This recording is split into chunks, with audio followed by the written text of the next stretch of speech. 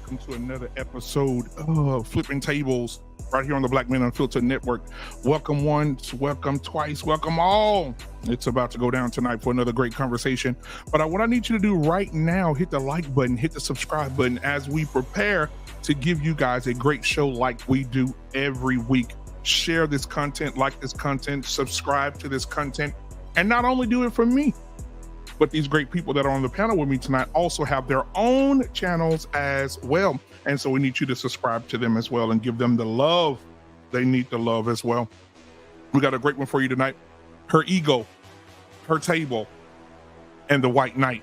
We're going to talk about that tonight. But before we do, we got the wine of the night. We have Anissa in this building tonight with the wine of the night. She's going to come up first.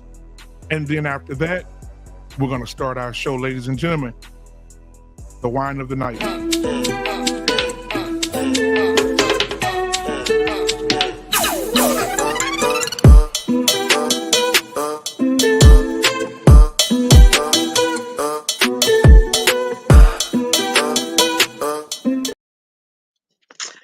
Well, good evening, everyone. I hope everyone that is watching and listening tonight is doing well. So tonight's selection, we're taking a little turn from the Chardonnays and the Sauvignon Blancs, and we're going to look at a summer red. So tonight's selection is 1858. It's a red blend. This is yet another Napa Valley wine. And before we get started, I did want to say something because I don't think I've ever said this. It is very important that you decant your red wines. Decanting is very important because one, it separates the sediment, which are solids that can form during the aging process, and it helps separate that from the wine. And also it enhances the flavor and the aroma of the wine because it exposes it to oxygen, which allows it to breathe. So when you ever hear people say, let the wine breathe, that's very important, especially for your red. So buy yourself a decanter if you're into red wines. Very inexpensive. You can find them on Amazon. But if you like reds, it will enhance the flavor of your wine. So tonight is a red blend. Like I said, it's 1858. That's the bottle here. And it has notes of black cherry, cherry turnover, blueberry, warm spice, and toasted wood. This is considered a medium body wine. It is 14% alcohol. I will definitely be sipping this slowly, or I will not make it to the end of the show. Again, I said it's a medium body and it pairs well with beef, lamb, and your hard cheeses like a Gouda. So this is 1858. Next week, we're going to look at a white blend. So cheers, everybody.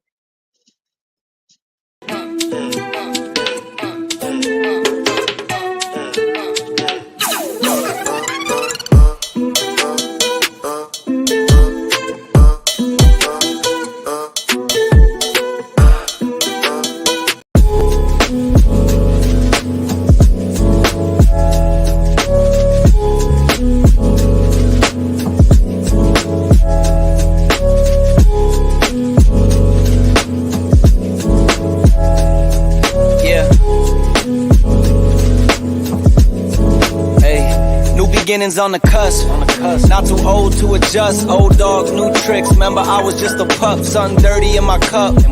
Clean soul, good karma is a must. Still my shooter in the cut. I was stuck inside a rut. Played the game, made bank, moved G. Anything to get a buck. You won't find me in the club. I'm in the lab trying to sharpen up the sword, swinging blades at these scrubs. Bitches flock like bugs to the light. Yeah, right. Treat my hoes like these raps. I don't really got a type. Off top, bullshitting. All I needed was a mic.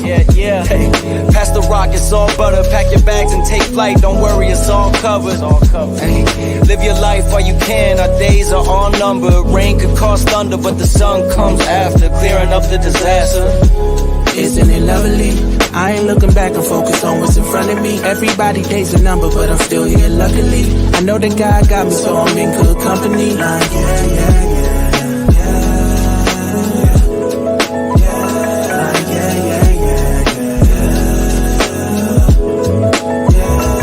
Take it from me, I got some places I should take you to see. You know it's easy when you ride with a G. Light speed, moving fast through the city, trying to find me some peace. I finally lived to be the guy that I was dying to be. Still I got some trust issues, people lie through their teeth. The more I grew, the more they hide in the crease. Squad building, weak members get released. If we tryna compete, starting pitchers need relief. Bro, we building a team, everybody got a niche. I've been known to play mine to a T, but it's time for me to lead. Picking dirt right out the cleats.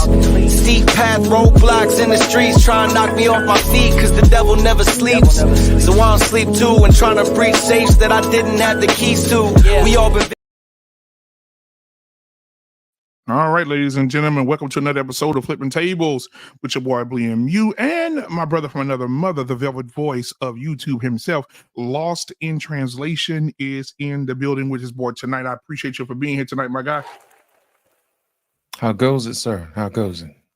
You all right, man? So you doing all right today, my brother? Oh, I'm well, man. I'm with Anissa tonight, man. I need a full-bodied summer red, if you know what I know saying. that's right, man. Anissa, you know, she's the wine Pacific, what you call it, pacificator. Because I need what did she say? Ong bang wang wang. I don't know what she said. It sounded good though. She said that shit. It rolled right off the tongue. I can't do it. You know what I'm saying? Yeah. I don't know what. I mean, I'm gonna get her to say it when she get up here. But man, thank you guys for being here. Hit the like button, hit the subscribe button, hit the share button. As you see content creators on the show tonight, make sure you go and support them as well. A rising tide raises all ships is what we believe here at the Black Men Unfiltered Network. And I definitely want to get you guys in on this conversation tonight. Put everything in the chat. We're definitely going to do that for you tonight. Have a great show tonight. I got you, Ricky. I see you, my brother. I see you. But we're going to have a great show. And before we get started, I'm lost in translation. Take us through the sanctuary. Who do we have in the sanctuary tonight, my brother? In the midst, let's start from the top, man, and work our way down. First of all, we have the Queen. You know what I'm saying? Take heed to the message in the building. Yes, yeah. And of course, you know, we got our guest in here, James Shaw, in the building. Says hello, Queen. And we also have Melania in the building. Yes, indeed, we do.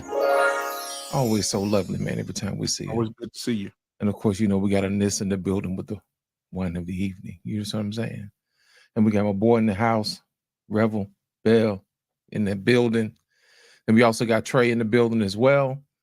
You know, we got Greens in the building. What up, Green Beans? What's going on, my guy? I'm saying? Trucker Yell in the building. What's up, Trucker Yell? Good Truck to see you, up. brother. Yes, sir. Of course, you know, we got our pain in the building. Yeah. We also got Ash online. Yes, indeed, from my side of the building. How you doing, Ash? I'm so glad you can make it this evening. You know what I'm saying? Then we also got Uncle Ricky in the building. Yes, indeed. Our Wallace in the building. We also got Lana S in the building. That's right. You know what I'm saying? Who else we got, man? We got, we can't forget Elevated Mind Healer in the building. Yes, I know that's right. I felt something right there. Yes, indeed. Who else we got? We also have Embrace the Grace in the building. Yes, we do. Yeah. And who else we got? Let's see. We got Raj Will in the building. What's going on, Raj? Yes, sir. Who else we got? We got Boss Man CB in the building. Yes, sir. Who else Boss do we Man, have? what's going on, my guy? We also got Edward Gilbert in the building. We already said Raj Well, Trucker Yell. And we also have, last but not least, the Black Partner in the building. The Black What's Panther. going on, Black Panther? The Black Panther shall not be treated with. Black Panther. All right, man. Well, listen, thank you guys for being here, man. I hope you guys go ahead and hit the like button and subscribe button, support the channel. We appreciate everything that you do. We want to go ahead and get the show started, man, and bring these wonderful people up who will be joining us on tonight. The first person I want to bring up is our, come on now. If y'all don't know this woman, I don't know what to tell you. If you haven't subscribed to a channel, I don't know what to tell you. If you hadn't got a coffee cup, if you hadn't got a t-shirt, I got to get my cup because I feel some type of way. Yeah. That Lost got his first.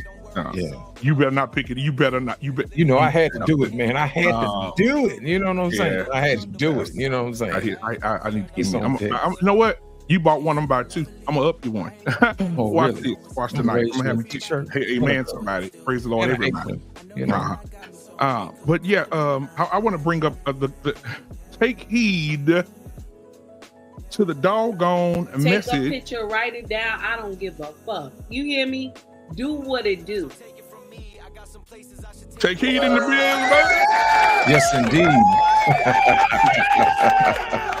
Welcome, Good to St. see you. You look so lovely as always, darling. Hey, you know what, guys? While we have her on the panel, before we bring everybody else up, man, blessings to you. How I just love the way that she celebrated your husband on Father's Day. And you really, and I know he's watching because he always supports us and you. But man, King, you got a good one, brother. You got your good one. Also, congratulations to you and your husband on your daughter graduating as well. I saw that picture as well, man. Y'all doing the damn thing over there in the Heed household. So thank you so much for giving us your attendance tonight, your grace tonight, your smile, your just everything that you do for your platform, this platform, and every platform you touch. So we appreciate you so much for being here, and congratulations on celebrating that man on Father's Day and that baby girl graduating. We so happy for that baby.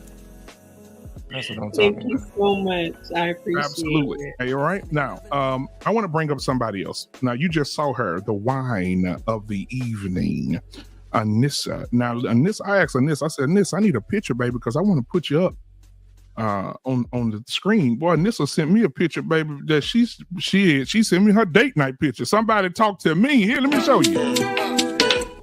Oh, Anissa said, play with these lips because you get close to these hips. Ladies and gentlemen, Anissa's in the building tonight. Yes, indeed. Good evening, everybody. Hello. Yeah. Welcome, darling. All right, ladies and gentlemen, you already know who it is, who's coming up next. You saw her last night in mayhem form. So let's give it right now. Give it up for your girl. I don't give a fuck. Grace is in the building tonight. What's going on? Hi, guys. Good to see you, baby. Hi. Hey, Grace, how you doing, darling? Yeah. I'm good. I'm good. Now listen, when this boy talk right here, you want to get this. Nigga, get the collection plate around on that side. Nigga, get it around on that side. Ladies and gentlemen, Uncle Rick is in the Uncle building tonight. Ricky. Man, what's going on, my brother? It's about to be a sermon. Yes, sir. It's about to be something going down in the building tonight. All right. Last but not least, before everybody else comes up, ladies and gentlemen, you know him. He's a man of many words, many talents. This man can give you the blueprints to a bridge, and he can also work a pole pause. Give it up for yours truly, the one and the very only. Are you out of your fucking mind? Are you crazy? Our Pain is in the building tonight, ladies and gentlemen. Good evening, everybody. Good evening. Good to see you, brother. Good to see you, man. All right, man. Listen, I want to check on everybody, make sure everybody good. I see Embrace the Grace is supporting her, got her New York hat on tonight. You know what I'm saying? They playing Baltimore, and they're 1.5 games behind us, so we got to win. I'm watching it. I'm here. You know? Let's go. My boy Rick in the building. Anissa, take heed. Our Pain, lost in translation. I'm excited. I just can't hide. I'm honeymoon happy and peacock proud to say it loud that I'm appreciative that you guys are here. Now, I definitely want to start. I'm going to start with my boy Uncle Rick, man. Uncle Rick, how are you doing, man? How's the family, my brother? And how was your Father's Day, bro? Let's go. Yeah, everything was everything. Shout out to the panel. How y'all doing? It was blessed, man. Another blessed day, a blessed weekend. My wife and the ladies in our family threw a picnic for all the dads. They cooked, they took care of everything. All we had to do was show up. Got some family pictures. It was good to catch up with everybody. It was a beautiful thing. Absolutely, man. All right, Our Pain, you're up next, brother. How was your Father's Day, man? I know you said you had a stripping event, but after that, how was your Father's Day, brother? They both went well, you know. The strip, the wife was excited. She said, "Oh man, I saw something I didn't see before for 37 years," and so she cooked me a nice meal, and then that was all she wrote after that. Wow. Yeah. See, Our Pain, one of the things I heard about you, Our Pain, let me tell you. Oh, they actually, the daughters actually remembered me too, but you know, yeah. all One that of was fun to the do. things that I heard, Wow, that you turned a cartwheel, okay, slid on the table, rolled backwards, and landed on a bar stool. Now, I don't know how true that is, but they said that's your last trick. They get you all your money. So. Yeah, absolutely. I was trying to test the theory of gravity and everything else. I know that's right. It did work out that way. It did work out that way.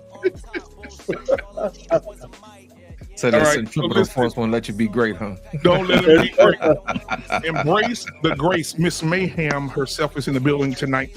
Miss Mayhem, how are you tonight? I'm good. It was a long day, you know.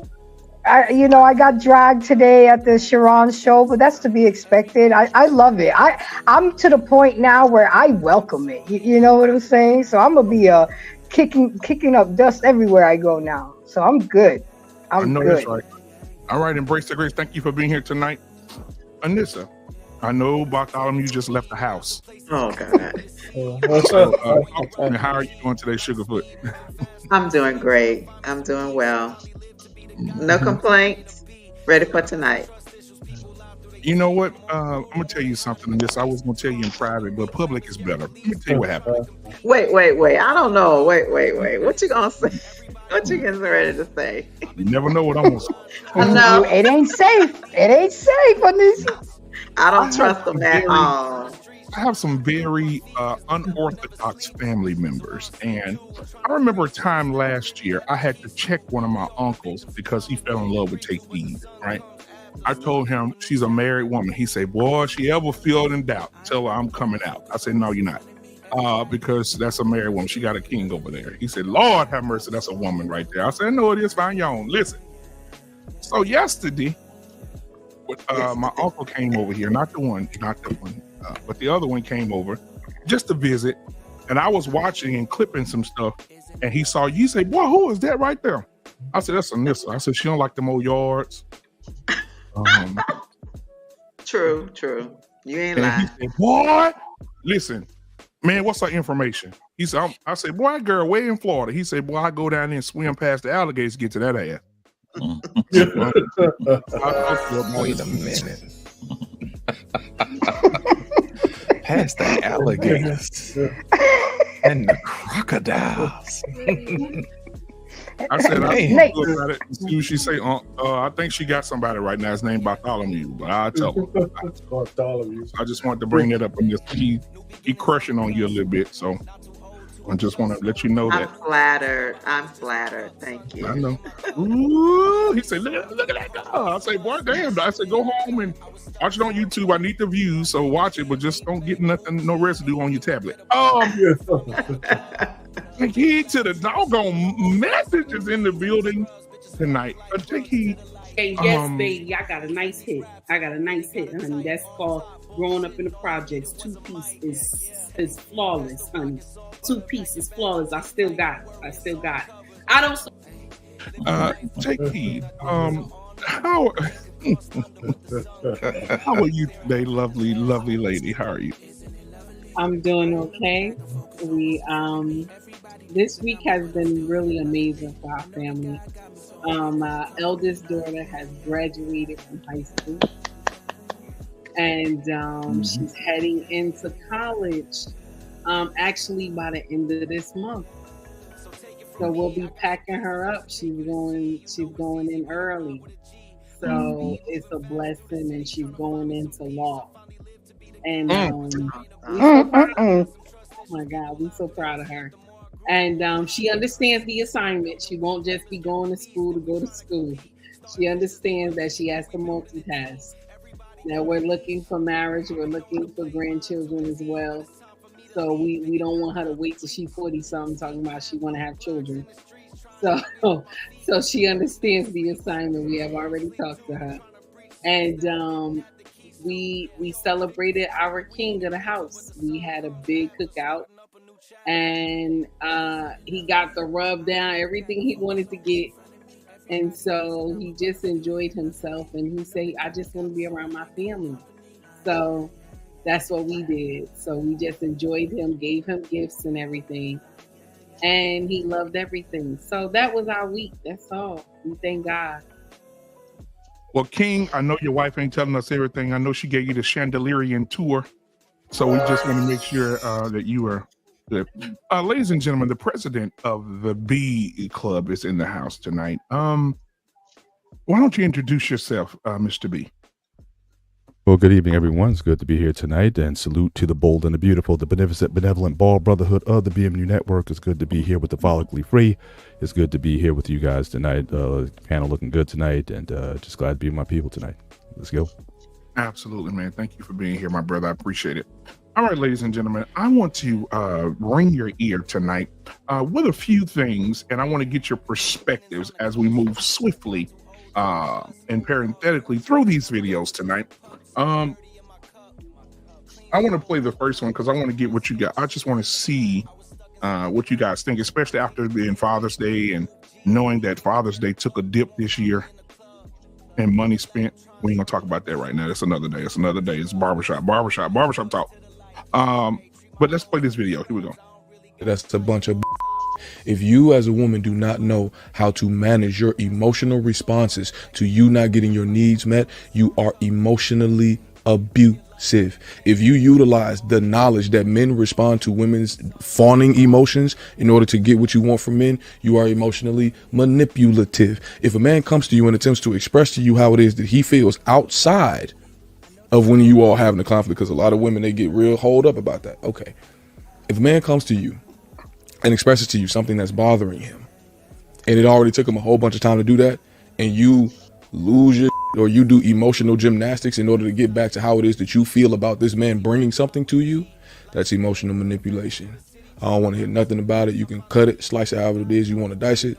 Baby, you're being emotionally manipulative. And you're being emotionally manipulative because society has socialized you to do that in order to extract the non-emotion from men. That's the reason why Bell Hooks said there are a number of women who don't actually want to be in the same equal space with men. There are just a number of women who are upset that they could not love, sex, cajole, or convince men to love them.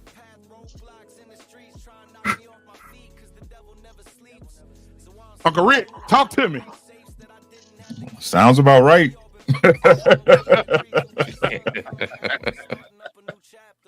Sounds about right. I mean, I'm just the person of the honest belief that if a woman hurt enough, if she's been pushed enough in her mind, right, that most conversations are going to go that way, right? The manipulation is built into them. I just think it's the way it goes. You know what I'm saying? Like I said, when I speak on the nature of, again, all the guys, they be like, blah, blah, blah, this, that. Again, if you say you understand the nature of women, you know this part of what comes with them, right? It's your job to be, y'all know what I say, the more emotional she get, the colder I get. The more emotional my wife get, the colder I get, right? Somebody got to take a stand, goddammit. You know what I'm saying? Somebody got to take a stand. So I just think it's par for the course. And I think most girls, from the time they start socializing, they learn those skills forthwith. And it's just something that women do. So again, it's my job to make sure I thwart it when I see it coming. All right, man. We'll go up into Embrace the Grace. What are your thoughts about what the young man said in the video? You're on mute. No, you're muted. Mute Monster got you. He's absolutely right. We have to learn to communicate, but not only communicate, but communicate effectively. And if a man is trying to express something to you and tell you things, and you're not willing to make the adjustments, and your response to the adjustments is to whine and act silly, then your emotional intelligence is very low, and he needs to walk away. He needs to walk away because it's not going to get better unless you get therapy, because you're going to learn coping skills once you do get the healing and the growth that you need. Thank you for that. Arpain, what are your thoughts? Yeah, I was writing a couple of things down. One, women are, if you find a man who's on the square, women are absolutely intimidated by men who know what they want. The most of the modern, I'm gonna say most. I get this from him. Don't say some. There's a great deal of black women, I'm saying being specific, who are absolutely intimidated by men who know what they want. Yeah, and I'm gonna prove it next Monday. But it's just true. And so, even like I said, if I go anecdotal with my wife, and she's a beauty queen for me, when I tell her something to correct her, like most women, they'll gaslight you and say all the things you might not have done. And so you got to pull them back and say, listen, we ain't talking about that. We're talking about this right now. So that's why I tell guys, when I hear these men talking about you got to be emotionally this with your women, that's just bullshit. You know, you cannot sit down here and try to be on an emotional level with your woman. One, she may lose respect, but she's definitely going to feel less safe, because if she needs to comfort your ass when the shit hits the fan, then she's going to be worried that she's going to have to comfort you while you need to comfort her. So I'm very judicious in what I tell my wife. If I don't need her to help fix some shit, she don't even know what's going on. You know, so like I said, you know, most men, when we start to get on our square, women, black women for sure, they're very, very intimidated by black men who know what they want. I mean, even that chick, Ebony K. Williams, said it, that, you know, if she wanted a man at her level or above, they don't want that their wee goes down. No, it doesn't. You just can't deal with a man like that, because he's going to tell you to shut the hell up. And you don't know what it takes to say, he's going to say shut, and he's not going to use the word hell either. And she's going to be broken by that kind of man, because she's not used to taking any kind of direction from anybody. So, I mean, I'm gonna land it there. So listen, women are really intimidated by us, and men need to understand that once you back away, back down, you're actually giving away your power. And if you lose the woman, so be it. Find somebody else. That's what you need to do. Now moving on to Anissa. Anissa said, I think a couple of shows back, when Embrace the Grace said, tell him to shut the fuck up. Anissa said, ain't no man telling me to shut up. Anissa, what are your thoughts about what the young man said? Well, I thought he had some valid points. Most women don't listen, and we don't listen well. We listen to respond. But to really listen and to really take in what someone is saying and expressing, especially if it's about you and problems they might have with you in the relationship, it's difficult for most people, but it's probably especially difficult for women. So definitely, I think that's an area we need to grow in if we want to have better relationships, better communication with our men. So I would agree with the point. And, you know, we're manipulative. You know, we are manipulative in a number of ways. As just being honest, you know, we are that way. And we will try to probably manipulate a situation away from ourselves and put it back on him, instead of just sitting in whatever that is that man has come to you with and addressing it that way. So I thought he was telling the truth. You know, what was the name of that wine that you're drinking tonight? Yeah, 1858 red blend. Listen to me. Every Tuesday, I want you to drink a little bit of that, because you're preaching tonight. You out of your zone tonight. I surprise you sometimes, right? I know that's right. Lord have mercy. Mr. Bennett, what are your thoughts? Yeah, I agree with much of what he said. As far as when he says manipulative, I think that implies intent. And I think sometimes it is intentional. Sometimes I just think it's natural. That I think women who do not have, I guess, the emotional stability to look at a situation rationally, to listen, you know, to be in their feelings in terms of a certain instance, I think that's just a natural thing to do. But when he says it's emotional manipulation, that is an intent that Anissa said to control a situation, which again, they're certainly capable of that, but it's not always that. I don't believe so. I just think it's just a natural inclination that, again, you know, certainly, and I think that's the balance, I think, between men and women, that I think men need to be certainly more emotionally stable. I think we need to be the thermostats and not the thermometers, and to act rather than react. But that just goes with the territory. So as long as a man knows what to expect, especially from his particular woman. Now, I know my wife, she's a bit less emotional when dealing with things. It's funny, we had one of my daughters, she's my middle daughter, she's very kind of emotional, and you have to like love her in certain ways. And my wife and I were kind of like of the same mind. We're both very logical, very practical, what have you. So, you know, we told her, like, look, you just lost out. You know, it'd be great if I was like the stern, you know, logical one, and your mother was the emotional one, but you struck out. You didn't get either one of those. So when we tell her the truth on certain things, she's like, you know, I'm missing something here. You know, I need that love and emotional support or whatever. We just tell you the real in terms of how life is. And, I know, so you may need to get that somewhere else, but sorry that sort of emotional support that you were looking for didn't necessarily visit this house. But we just try to be as truthful as we can with her and just try to prepare for the life that's ahead. And yeah, so sometimes she doesn't like us very much, but you know, but yeah, a lot of times we have to level set her a lot because she can, you know, her emotions can certainly spiral out of control, and it certainly affects her decision making. And so, you know, we need to always level set that because we know that's what's good for her.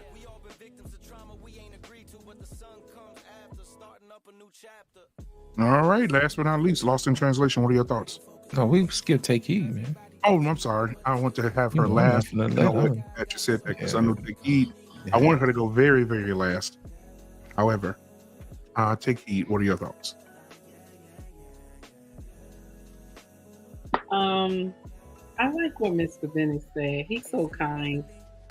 Mr. Bennett is so kind. I love that. But Jersey.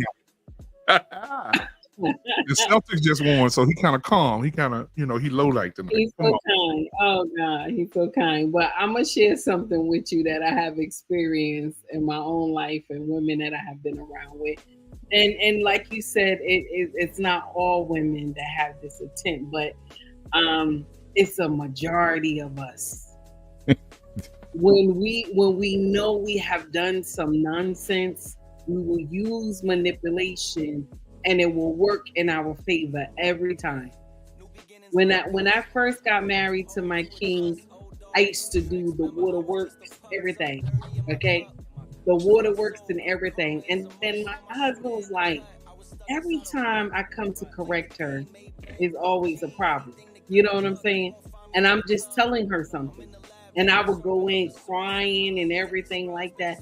Until one day my king just walked in and was like, wipe your face. Go wipe your face.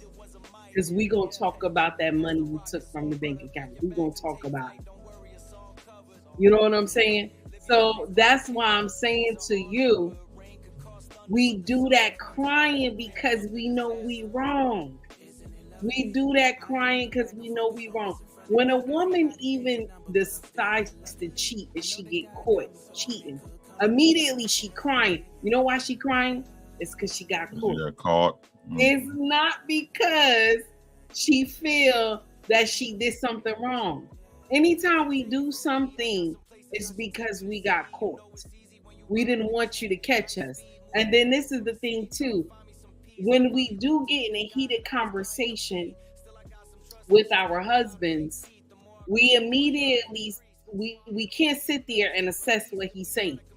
We got to respond. You know what I'm saying? I'm just listening to respond to that ass. Because last week he had said something, he had did something, and I'm ready to respond to it now. Mind you, last week you could have said something.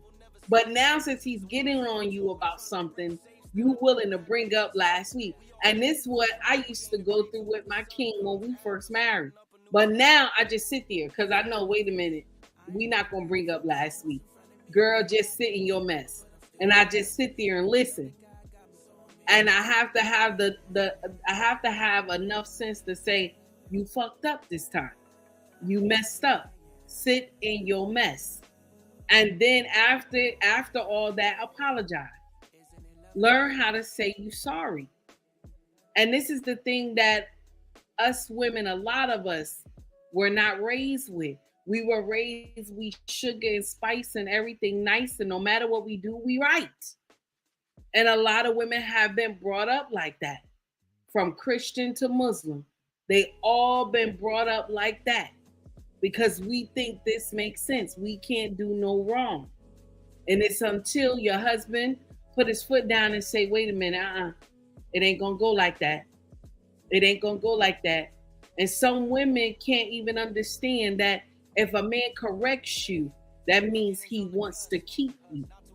It's when he doesn't correct you at all and let you do whatever you want to do, that now you gotta know he don't want you. And I'm done. I'm finished. My brother lost in translation.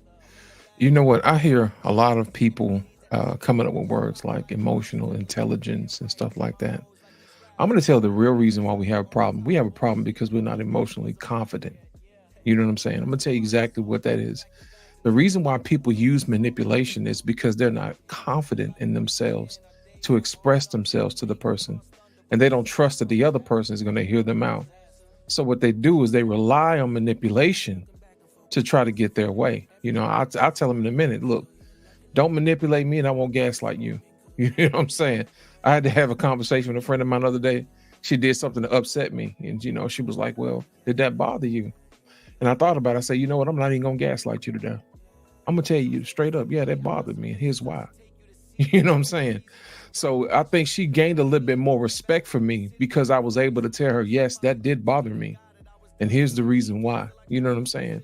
So now she knows that she can come to me, you know, straight face and be like, yeah, I'm gonna get the truth from him, because I was confident in myself enough to say, hey, look, you know, I didn't like that. You know what I'm saying? And I trusted the fact that she was able to accept it because I gave it to her in such a way that I discussed the behavior and the correction at the same time to let her know, it's hey, look, going forward, you know, this is how we need to talk to each other. This is how we need to deal with each other. You see what I'm saying? And I don't think a lot of people are emotionally confident in their relationships because they rely on manipulation. You know what I'm saying? And then people like to say, well, you're not emotionally intelligent enough. Well, who passed out all the emotional intelligence diplomas?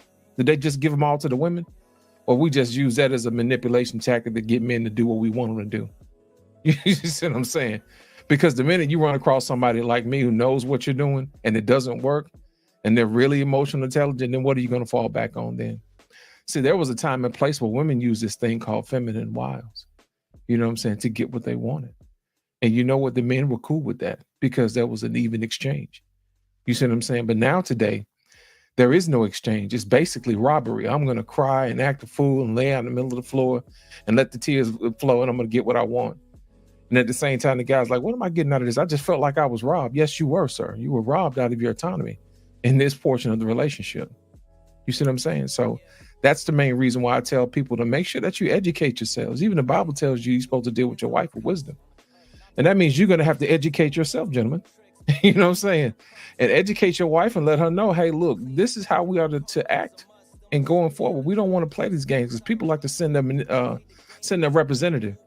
You know what I'm saying? The victim. I'm gonna send in the victim to deal with his heart because I know he has a tender heart for me. So I'm gonna send this crying victim in there so I can get what I want. You know? So that's the reason why, as a husband, you have to send the wise man in and talk to the victim and ask him, why are you the victim today? You know, and talk to him with some courage. That's all we really need, man. Emotional, you know, confidence, and it takes courage. And that's the only way you're going to handle that, because this manipulation stuff, after a while, it only works so much. You know, it may work on younger people in younger age, but old people don't put up with that. So that's the reason why I tell younger people, make sure you deal with people squarely and honestly, and don't do all that foolishness. That's all I got to say, black man. It's up to you, dude. All right, man. I appreciate that. Appreciate y'all perspective on that. I agree with him as well. I think that pretty much ditto to everything that everybody said on the panel. I think that he was no excuse. I don't want to hear no excuses. I want to hear that I don't know no better. And I agree with him completely. Men don't get the opportunity to make mistakes and live through them, whether emotionally, physically, divorce, whatever the situation is. But women get all the empathy, and I think that we need to start saying, nah, we ain't gonna give you no empathy either. But anyway, we got some cash apps, man. Lost in translation. Who we got giving up to the place tonight? Who giving that sanctuary money up tonight? You muted, boy. I got you. The mute must have got you. Oh yeah, I be quiet over here, man. I try not to walk over folks. Listen, we got a $10 super chat from Ty Shadow 1, $9.99. He says, ladies and gentlemen, there you go. Appreciate you, sir. And that's it. I think that's it. Unless we missed some. Oh, yes, we did. I just scrolled. We missed some. Quite a few. We just didn't tag them. Here we go. Ty Shadow had another one. Appreciate it, sir. Big Ant, he said, respect to the panel. Ricky, Get the KO in the 8th like Tank. Then we also got another one. Let's see who else we got. Yeah, we got Trucker Yell in the building. He said, hey, panel, who made this dope song? Also, thank you for the wine advice. Very useful. Also, I love this setup too, yo. Appreciate it, Trucker Yell.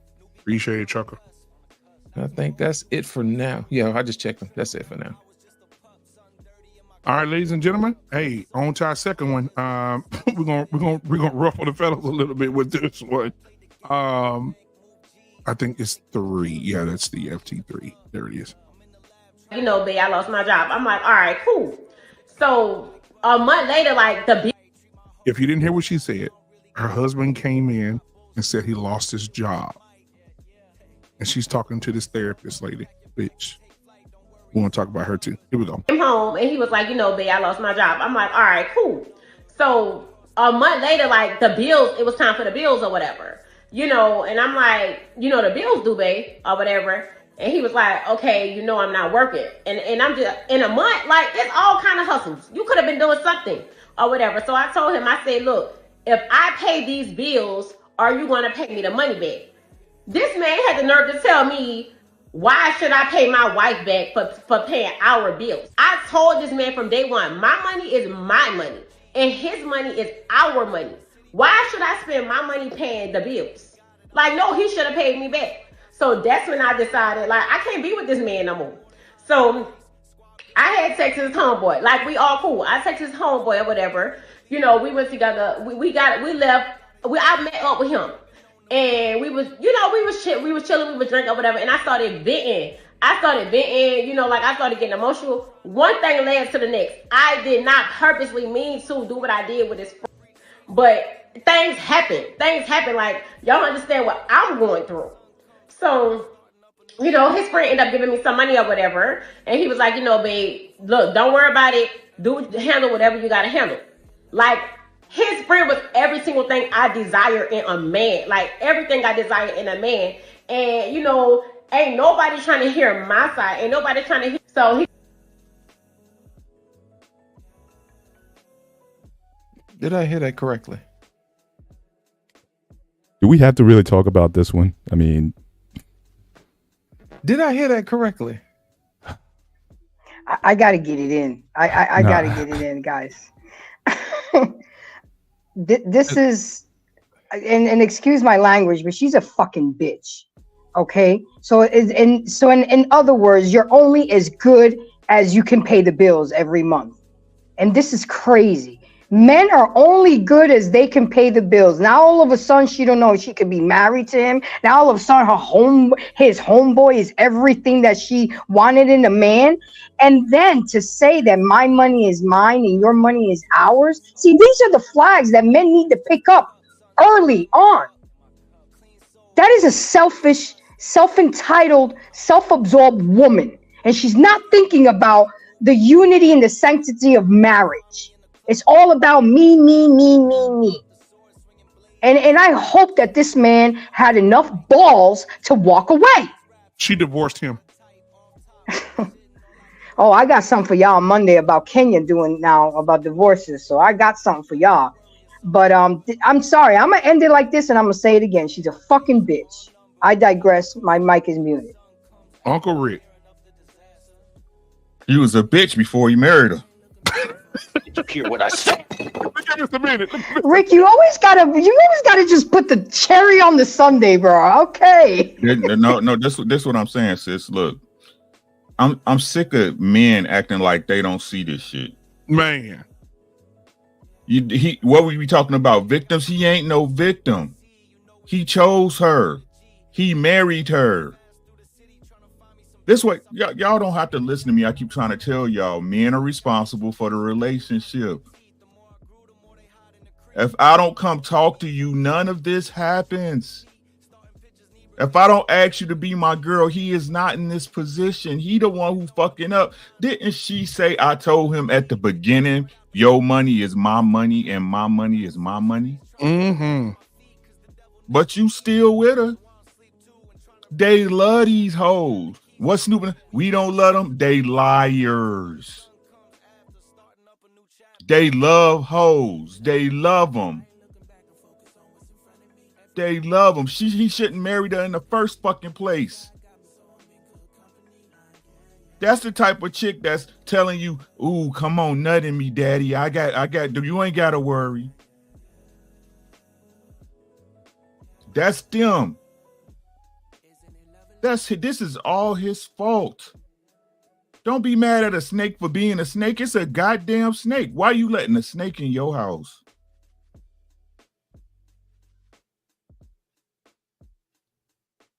The backlash of it is what y'all continue to do is give women the validation by doing this shit.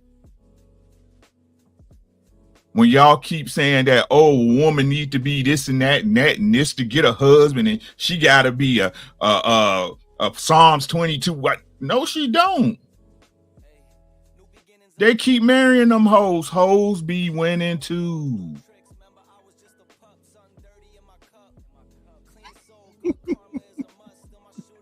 That's all I got. Leave them hoes alone. You won't have these problems. Oh, Anissa. You are the president of these of the succubus that's going on in here. But Anissa, no, what do you think about this just wonderful wife? Well, I was gonna say she's just the definition of trifling, and she's not a wife. But I totally agree with everything that Ricky said. She said it up front, and he went into it, anyway, knowing the situation. So why would she have his back? Why would she say, "Baby, it's no problem. I got it. I got us. Don't worry about it. We're good." She's never gonna say that because up front she told him, "My money is my money. This is your responsibility. So if you lose your job, you fall on hard times, whatever the case may be, that's a you problem. That is not my problem." So, wow. I mean, she just put it all out on Front Street, just very bold with it. But definitely, that's a trifling woman, and you need to stay away from. Absolutely. Not ready to be a wife. Shouldn't be a wife. Absolutely. These hoes ain't loyal. You got. Arpain, what are your thoughts?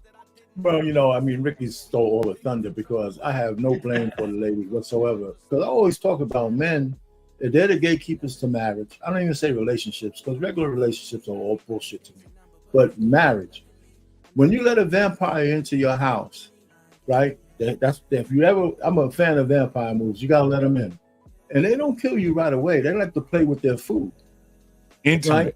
So you know what I'm saying? So when it was time for her to collect, she just sucked the blood. Now she's gone. But it's all his fault. I don't care. She's a ratchet woman. She was ratchet before he asked her to marry her. And listen, guys out there, listen to me.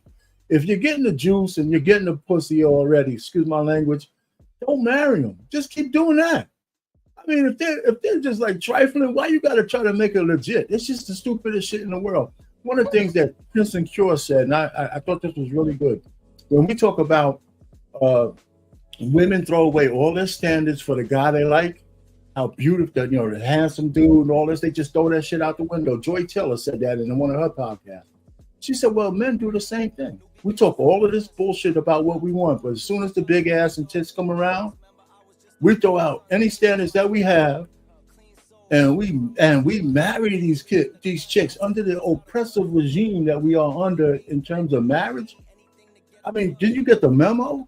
Once you say I do, once one of these chicks get let in, almost nothing is yours anymore, right? So I mean, guy got what he deserves. I don't feel sorry for him at all. I'll just stand it there. I'm glad. Smack his ass down, and we need more women like that to say, "Hey, look, men ain't shit, and once they ain't no good, I'm a hoe." And I told him I was a hoe, and he still married me anyway. My. Reminds me of Hosea, Mr. Bennett. Mr. Bennett, what are your thoughts? Again, stupid men. Stupid. The guy was stupid, but unfortunately, women like that, they're always going to have enablers. The friend that she got with Not only did he get it, but you giving her money. Yeah. So you are profiting, you are fronting her I don't even want to use the language, but behavior. Let's say behavior. Her behavior. Yes. You're fronting it, you're funding it.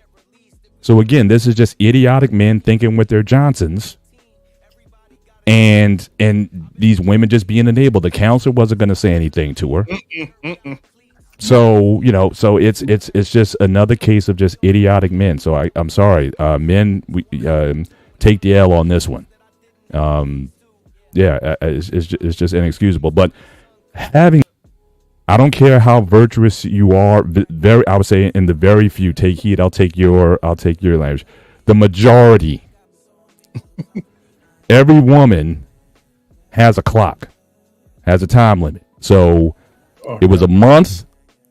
So I'm sure if the guy got laid off or whatever, or let go, he might have got a severance. He might have got something. Maybe he started to run out. You get unemployment, or you in the process. Maybe you go to school. Maybe you try to get another skill. I know I've been this past year. I was out of work, for I think about 3 months, and but I got a decent package and everything. I was able to put some things together.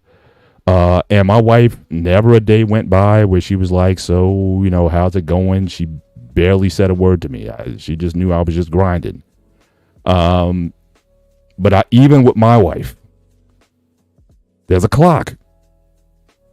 So, okay, 3 months. Okay. 6 months, a year. What we doing, babe?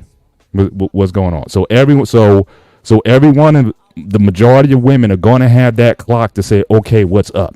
And again, and a lot of times they don't understand, especially if you're talking about if you're a high earner, sometimes you don't necessarily get that job like right away. Especially, you can go out and get something. You can get a part-time, but if you're a professional, you're used to being at a certain level, it gets very competitive in that job market.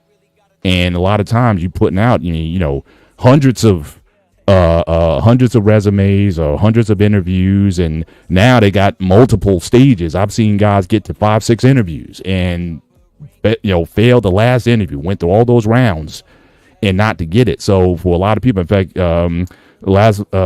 folks, I'm just now on my LinkedIn, people who I work with, they just now getting jobs, and this was like over 6 months ago. So it's not easy, especially when you are playing in that limited, that smaller pool. So the question is, ladies, we can clown her for getting on her man after a month, but what's your time limit? What is it before you start asking questions of your man or what? Now, look, if the guy's just playing Xbox or whatever all day or whatever, hey, that's certainly something different. But if you see your guy constantly on the phone with folks, constantly going on interviews, constantly doing virtual, in person, or whatever, if you see him, or like I said, he needs to get a skill, maybe his skills aren't up to date, he needs to take some coursework and get some certifications or whatnot and get himself, prepared for the next level, or he goes in another direction entirely. If you know that's going on, and then you're going to start clowning him over, hey, when these bills are piling up. I don't even want to address the issue where she talked about her money and all that. Again, that's just disgraceful. If a woman is still thinking about that, but again, I talked about that I think last week. It's like in the last 50 years, it's almost like women are just not used to being at this level. It's like the kid at Christmas when he gets the new toy, and he just takes the toy and just runs with it. Mine. And the parents be like, okay, now make sure you share. Okay, but they have no intention of sharing. And I think with a lot of women, last 50 years, yes, I'm glad I got 3 daughters. I'm glad you're making money. I'm glad you're a professional. I'm glad you're doing all that kind of stuff.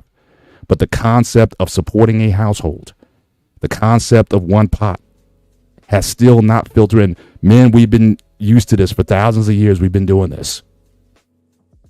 But for women, it's still that mindset, okay, it's still mine.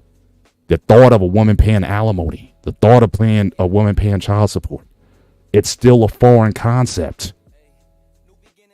So this is like an acute case here that I think is very easy to identify. But I think most women, I would say even 90% of women, you guys everyone has an individual clock. We just haven't gone to your clock, your time limit yet. But when that clock is about to run out, when it gets red, 5 seconds left, Y'all going to start clapping too. Are you going to be in it for the long haul? For richer, for poorer, not with 6 months, for richer, for poorer, for better, for worse. Are you willing to be in for the long haul for the sake of your for your marriage? And if you're not, don't be so to jump on your soapbox and say, oh, well, she's, and I'm not calling anybody on the panel. I'm just saying, everybody has that as well. So before you start throwing stones, check and see what your limitations are, because I think most of you guys have it. So, Mr. Bennett, let me just ask one thing there. I like the message to the women, but the message to the men is to realize that no matter how great your woman is, she got a clock. I love my wife dearly, but I made it my duty to make sure she never had to start that timer. That shit was always in my mind. She never had that challenge because I never let it get there. That's, of course, that's divine blessing, of course. You know what I'm saying? But it wasn't an accident that I worked for the Department of Defense, because all we do here is like blow people up, shit. So we were always going to get money there, Democrat, Republican. The Department of Defense was always going to have money. So that's where I wanted to work. So I probably would always have a job there, especially as an engineer. So I wouldn't have to worry about bouncing around. So, but yeah, I never wanted my wife to have to think about where the money was going to come from. So you're right on both ends, Mr. Bennett. Every woman has a clock, but you got to make sure you don't turn that shit on. Now I got a comment that I want to read, but I want to take heed to go first, and then we'll read that comment. Go ahead, take heed. I gotta ask y'all: is it a delay when I talk? No. Am I freezing up? No, you on time. No, you good. So, one thing that I have learned in being married close to 17 years, one thing I've learned is that you're going to go through financial hardship. You're going to go through, I don't care how well you live, you're going to go through some shit. And you have to learn how to say, we're going to make it through. Okay? But the only problem is that this woman right here told you she was a hoe. Okay? She told you she was a hoe. This is what I require. See, a hoe will tell you what they require and what they're going to do and what they ain't going to do. Before they even get in the car. Before they even get in the car. Yes, baby, 20 in the front, 40 in the back. Shout out to Lost in Translation. Okay? She going to tell you from the beginning what it is. But I'm going to share something with you. I'm not mad at her because I'm looking at him. She told you what it is. Okay? You can't tell. Listen, you walk up to this woman that she's selling that pussy, and you walk up to her and say, listen, I want to wife you, but she telling you I'm out here selling this pussy. Now, do you want 20 in the front, 40 in the back? And he tell you, yeah, but I want to wife you. That does not make sense. She has already, she's on demon time, but yet you still married her. So it's his fault. Now, her sleeping with the friend too.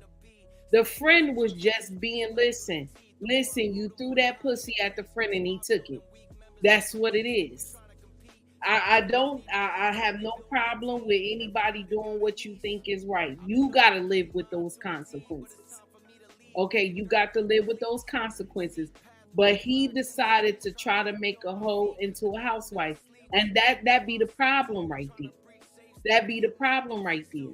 And I think a lot of couples need to understand that. And let me go back to what I was first saying. A lot of couples have to understand that you will go through hardship in marriage. Somebody will lose their job. Either it be her or him. You will go through this. And I'm going to share something with you, baby. Sometimes it's longer than a month or two. And sometimes you don't always have money saved away. You don't always have money saved away. I just want to let you know that. Because even when both is bringing it in, they only have a small savings, or they got to dip into their 401k. Either or. You know what I'm saying? So everybody that's married is not banking in money like people think they are. So with that being said, she said you had a month. She gave him a month, and she said these bills is due. And he said, baby, you know I ain't got no job. And she said that ain't none of my business. That ain't none of my business. First of all, she was not wife material in the first place, baby. You messed up on that. Because if somebody tell you they walk up to you and tell you I'm a straight up demon, but look at my body, I look good. Yet you still go fuck the demon. That's your problem right there. That's your issue. But we don't wanna tell it. We wanna sit up here and act like it's all good. I'm not mad with her. I'm not. She told him who she is. I tell you who I am. When we first got together, your money is our money, and my money is my money. Any woman who talk like that, baby, leave her where she at. Leave her where she at. Any woman who talk like that, leave her where she at. You will not grow. You will not grow. If you have a woman that she's take her money and it's always just hers, you will never grow. You will fail every time. That one pot system is the key. Everybody always miss that part. And I'm done. I'm finished. All right. Lost in translation. Before you go, I want to pour this into your spirit, brother. Brother Trey is in the chat. He says this. He says, if she got a clock, why get married? Then Trey went on to say she cheated, got money from the homie, divorced him, got the kids and future spousal and child support. Why are we pushing marriage again? Then he went on further to say, the man lost his job, lost his friend, lost wife, lost his kids and his future earnings. Why are we pushing marriage again? Go ahead, Lost in Translation. Talk to him. You know what, Trey? I think Trey been listening to country music because that's all country music is right there.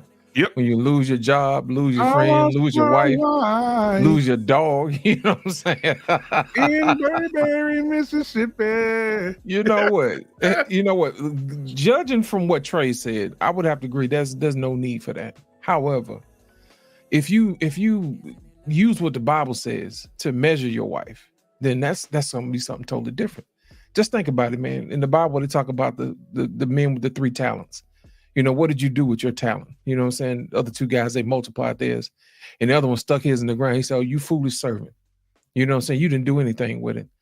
So basically, if you already know, if that's somebody who likes to take their stuff and bury it and don't multiply it, that's the whole purpose of having a wife, to have her to multiply. You see what I'm saying? You should be having these conversations with her about everything, all the money on the table, where it's going, how it's being invested. Have a plan to say, in case this happens, we do this. That plays in the security. But however, you got to make sure you got a teammate first. You see what I'm saying? Now, let me ask you a question, black man. I think a lot of times when we have these conversations, the sting is taken out of it because it's a woman. And I think sometimes we have a proclivity to coddle women. Now, what if this was a man? What would be the equivalent of a man doing something like this? You know what I'm saying? He goes to therapy and he was like, you know what? She knew I wasn't no good. You know what I'm saying? I told her the minute that she stopped having babies or after she have a baby and I can't get it when I want to get it, you know, her big booty friend Keisha, the one that's light skinned with the freckles, she gonna be over here to handle your business. You see what I'm saying? The audacity. You know what I mean? I think the whole world would flip upside down if a man said some foolishness like that. You know what I'm saying? I'm talking about just because the roller coaster's down, you know, don't mean the theme park shut down. You see what I'm saying? That type of thing. And tell her, look, the minute you talk back, Keisha gonna be here. The minute my dinner ain't on the table, Keisha gonna be here. The minute my clothes ain't ironed and washed, Keisha gonna be here. The minute you ain't ran my bath water and rubbed my back, Keisha gonna be here. You know what I'm saying? That type of thing. I think women would be in an uproar if a man said some foolishness like that. But since it's a woman, and since they can get something out of it and they can relate to it, some kind of way, they live vicariously through women when they do stuff like this because it sounds good. Somewhere down the line, they heard a simp that says, your money is my money. and my money is my money. You see what I'm saying? Yeah, Doc, you preaching That ain't what the Bible say. The Bible say when you get married, you become one. You know what I'm saying? One mind. As your boy said out there in North Carolina A&T, one band, one sound. You see what I'm saying? So my thing is this, gentlemen, yes, it's your fault, but I also blame the doggone village for setting that up. You know what I'm saying? The therapist didn't even correct her. That's your whole job. Your job is to correct what she paid you to correct. And you sit there and you let her stew. All you did was you robbed her. You just took her money. You ain't no better than she is. Matter of fact, I think you probably took her money that she took from him, you know what I'm saying, and paid for her therapy. You see what I'm saying? It's just a whole bad business deal, man, altogether. And this is the reason why people like Trey say, what's the point of being married? You see what I'm saying? But see, I know for a fact when I look at people like Take Heed, when I look at people like R. Payne, when I look at people like Mr. Bennett and Ricky, I know for a fact that marriage is the way to go by the way they talk about their spouses. You see what I'm saying? That's where you want to get to. And my thing is this, as men, you're going to have to educate yourselves and say, hey, look, I don't need to deal with that. Even Proverbs 31 tells you don't sleep with women who bring ruin to kings. Educate yourself. Sharpen your mindset. You know what I'm saying? You shouldn't have to fall for that. I can tell you right now, he probably picked her off his ego. You see what I'm saying? I'm going to look so good with this chick on my arm. Instead of saying, hey, you know what? She's going to be the best woman for me and I'm going to be the best man for her. You see what I'm saying? Instead of picking it that way, he let his ego ruin his life. He looked over a whole bunch of red flags because he wanted to be the man. This woman is definitely not a prize. And I'm not surprised at this particular situation. But like I said earlier, we have enough married people on this panel for me to know that marriage is worth it with the right particular person. I just don't think she's the right one. All right. Thank you for that, Ty. Shadow 1499 Super Chat said 20 in the front, 40 in the back, digging the scenes with the gangster lean. Ooh, ooh. Thank you for the 499 Super Chat, my brother. I appreciate it. Man, thank you guys for those perspectives because a lot of young men are looking at marriage and saying, hell no. You know, she can go do what she want to do to me and then take everything from me. Oh no. I was watching Steven Jackson. If you guys don't know who that is, he's a NBA player. On his wedding day, he asked his fiance for the longest to sign the prenup. And on his wedding day, she refused to sign it. He left her ass right there at the altar. On the spot. But then he got back with her and had another baby with her. Damn, Mr. Ben. Stupid. Like I said, stupid men. Stupid men. He had another baby with her, so he's on the hook for some more money. Stupid. Damn, Mr. Bennett didn't kill the man. And still not married? They still didn't get married? No. Wait a minute, Mr. Bennett, though, but she foolish at the same time too, because he said he smashed two of her friends that night. Dang. So again, like look, hold up, man. It is. Do y'all not understand what y'all be saying? Oh my God. Right? We need to get to some new conversations because this shit is getting really redundant. Right? So the video, right? She was a trick. She was a hoe. The reason why his friend got some pussy because he laid some money on her. Facts. Right? So she was simply being what she was. You talk about stacks, right?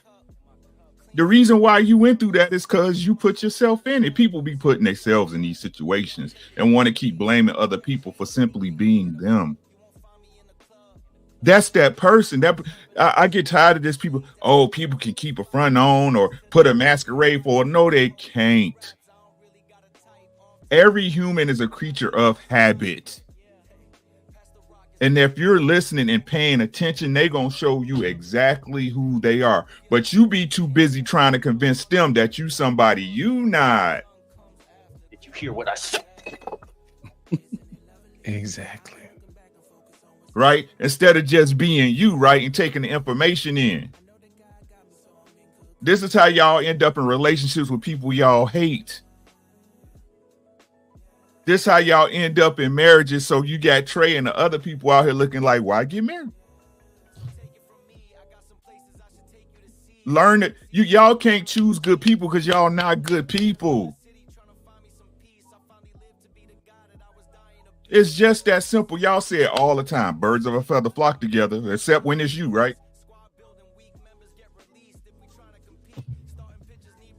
I always say shit attracts shit. Or flies one. Did you hear what I said? That's why when these women get up here and say, my baby daddy ain't shit, that's what they say. They quick to say that. And I always respond, if he ain't shit, you ain't shit either. That's a problem there. And we don't want to address that. If you keep picking the wrong type of men that you don't want, that means there's something going on inside of you that needs to change, my sister. Shout out to Mr. Bennett because he said this.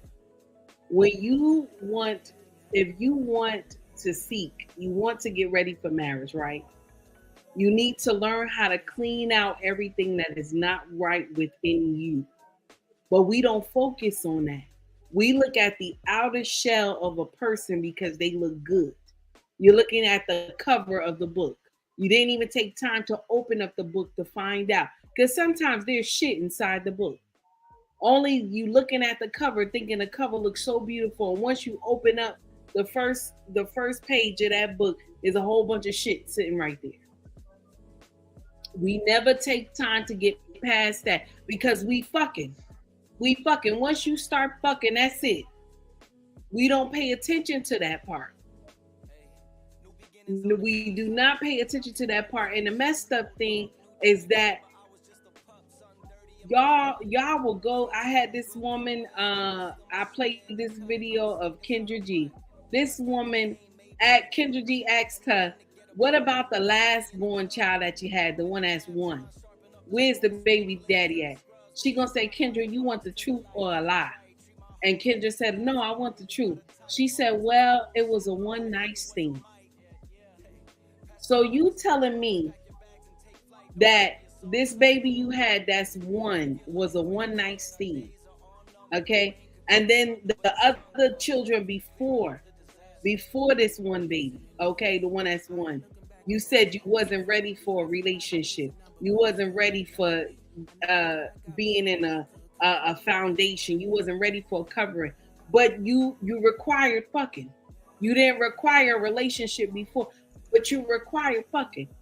And so now this baby is here, and you and this man don't even have a good relationship because why? You was a one night stand. You was a one night stand, and you let this man go up raw inside you, and you thought it made sense. But when we say stuff like this, people will say, you bashing our women. You bashing our women. You talking bad about our women.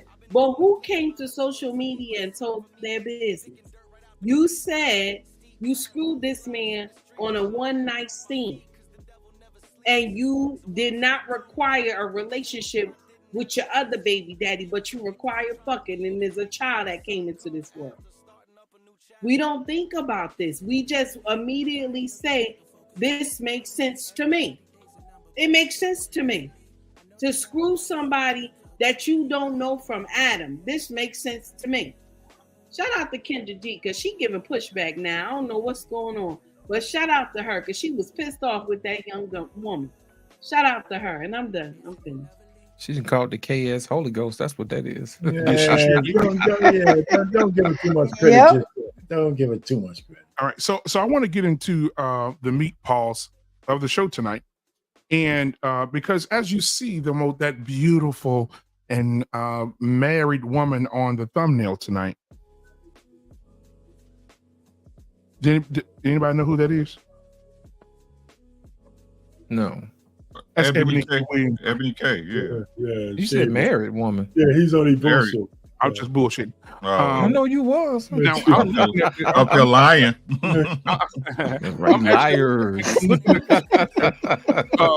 Ebony K. Williams, and if you squint real hard, that's a beautiful black woman. What? Oh, she's nice. Yeah, very successful, beautiful. But when she opened her mouth, them eyes be lying, boy. I tell y'all, the eyes lie to you all the time. When she opened her mouth, and I'm trying to understand why she can't keep a man. I saw earlier. I'm gonna tell you why. I was looking. I saw earlier today. She had a video saying the last man that she was with, who was white. She said she broke up with him because he quarantined with his children during COVID. And so they broke up. He chose to be with his children and not her. When they had to stay in the house, and that pissed her off because she was by herself. You know what that sounds like, right? Mm-hmm. I ain't gonna put no woman before my kids. Yes, sir. That sounds like some drizzle right there, don't it? Some drizzle. So I wanted the last conversation of the night. I wanted to talk about this young lady as she says things like this. Let me go ahead and pull it up on the screen for you guys. Are availing ourselves to all of the options. Black women are availing ourselves to all of the options that our hard work and circumstances currently afford us. And that means that single motherhood by choice is going to be an option that more and more Black women consider and even exercise. So anybody that's in their feelings about that can go ahead and start to process right now.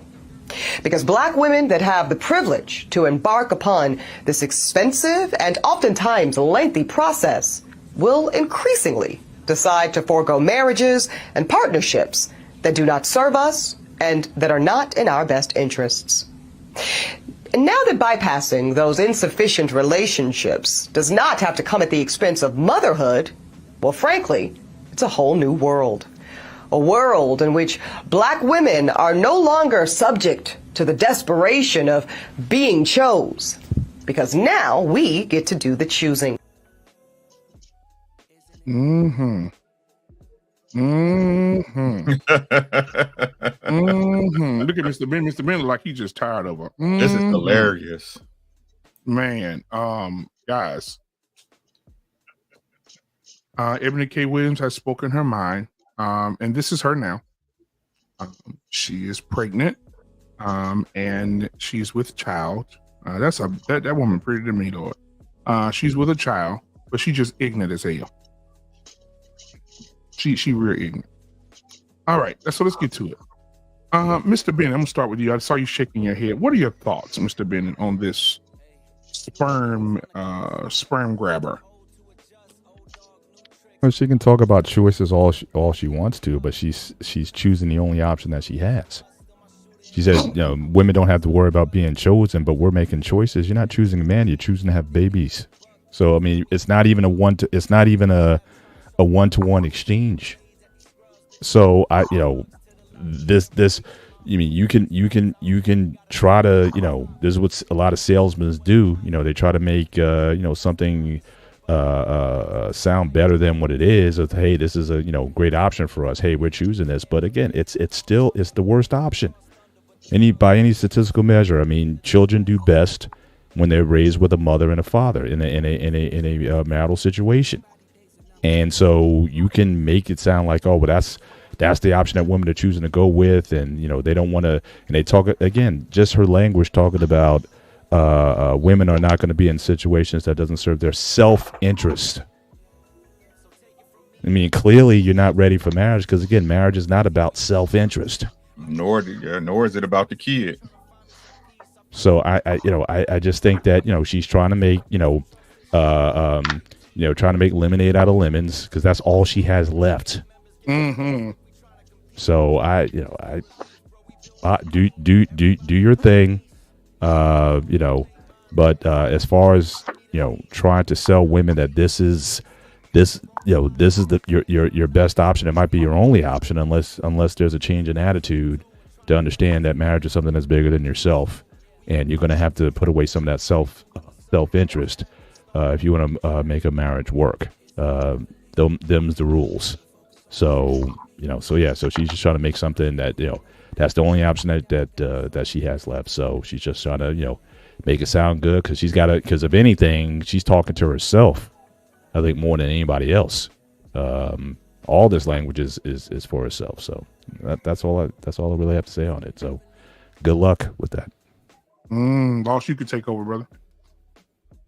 You know what? I'm gonna go with R-Pain with this one. I did several videos on Ebony K. So she flip-flops a little bit, but she's always on this demon time in terms of She wants a man that she could control. Other than having a guy in a relationship is not good for her. Because she does not want to be the person who has to be under the cover of a man. She wants to be the man. But the danger in her message is that we already have a generation, 2 generations of women having babies out of wedlock by themselves, right? So she's not even cutting new grass or new ground. She just says if you have the money, you could choose to do it. But women, even broke women, are choosing to do it all the time. This shit ain't no groundbreaking stuff. So very few women, maybe 1% of women, could pay the money for IVF to do what she's done, and it doesn't always work. So she, again, is one of those kind of things that make herself feel better. So she's saying this shit, and then she's putting it on the back of black men wanting to have relationships, or opposed to black women who should be in a relationship for the betterment of children if you're going to raise them. So I believe she also made sure they gave her a sperm that was going to give her a girl. I think whatever you could put sperm in a centrifuge or whatever to separate the X's and the Y's. So she wanted a girl, and I was thankful at least for God and country that she's having a girl as opposed to a boy, because we need one less man growing up with the emotions of a woman with muscles. But I pity the young girl that comes up with her as well, because she's just going to perpetuate the same kind of bullshit with that little girl. She's going to be the worst. I think she'll be the worst kind of woman in the world, because she's never going to have any influence of a real man in her life, because you could tell by Ebony K that's not going to happen. So it's a damn shame. She's on demon time, right? She's an absolute demon, and I'll just leave it at that. I want to hear from Anissa now. Anissa, come on. I think Ebony K found herself in a bit of a conundrum. The man that she truly, truly wants is not on the horizon that she can see. She has openly stated that she's not necessarily willing to make the changes to get in the relationship. If she could get in a relationship, she's really not willing to make the adjustments. That's a big if for her. And also her clock is ticking. She is 40 years old. So I feel like she felt she needed to make a decision. She knew she probably wanted to have children, and this is the choice that she made. But I think it's an awful example, a bad example. We have enough single mothers. I don't see any reason why we want to perpetuate this anymore. She is not your average woman. She could probably very well afford to raise a child and give a child a good life, educate her child, and give her child every advantage. So she's not your typical baby mama or your typical average woman. But I think it's still a dangerous precedent to set, because there are women who are not in Ebony K's position that will try to do what she's doing, and they're going to fail miserably at it. I don't know her support system. I don't know about her family. I don't know who her friends are. She probably might have a good support system, but she's not the typical woman. So I think it's a dangerous precedent for her to be promoting that this is the way, this is a great choice, and that this is something that Black women should be doing. I think you have to be very, very cautious about that. I think it's a dangerous precedent that she's attempting to set here. Don't agree with her at all. Thank you, Nissa. Grace? What she's actually promoting is children to 3 times commit more suicide, 9 times more to drop out of high school, 10 times most likely to use drugs, 14 times more likely to engage in criminal activities and go to jail.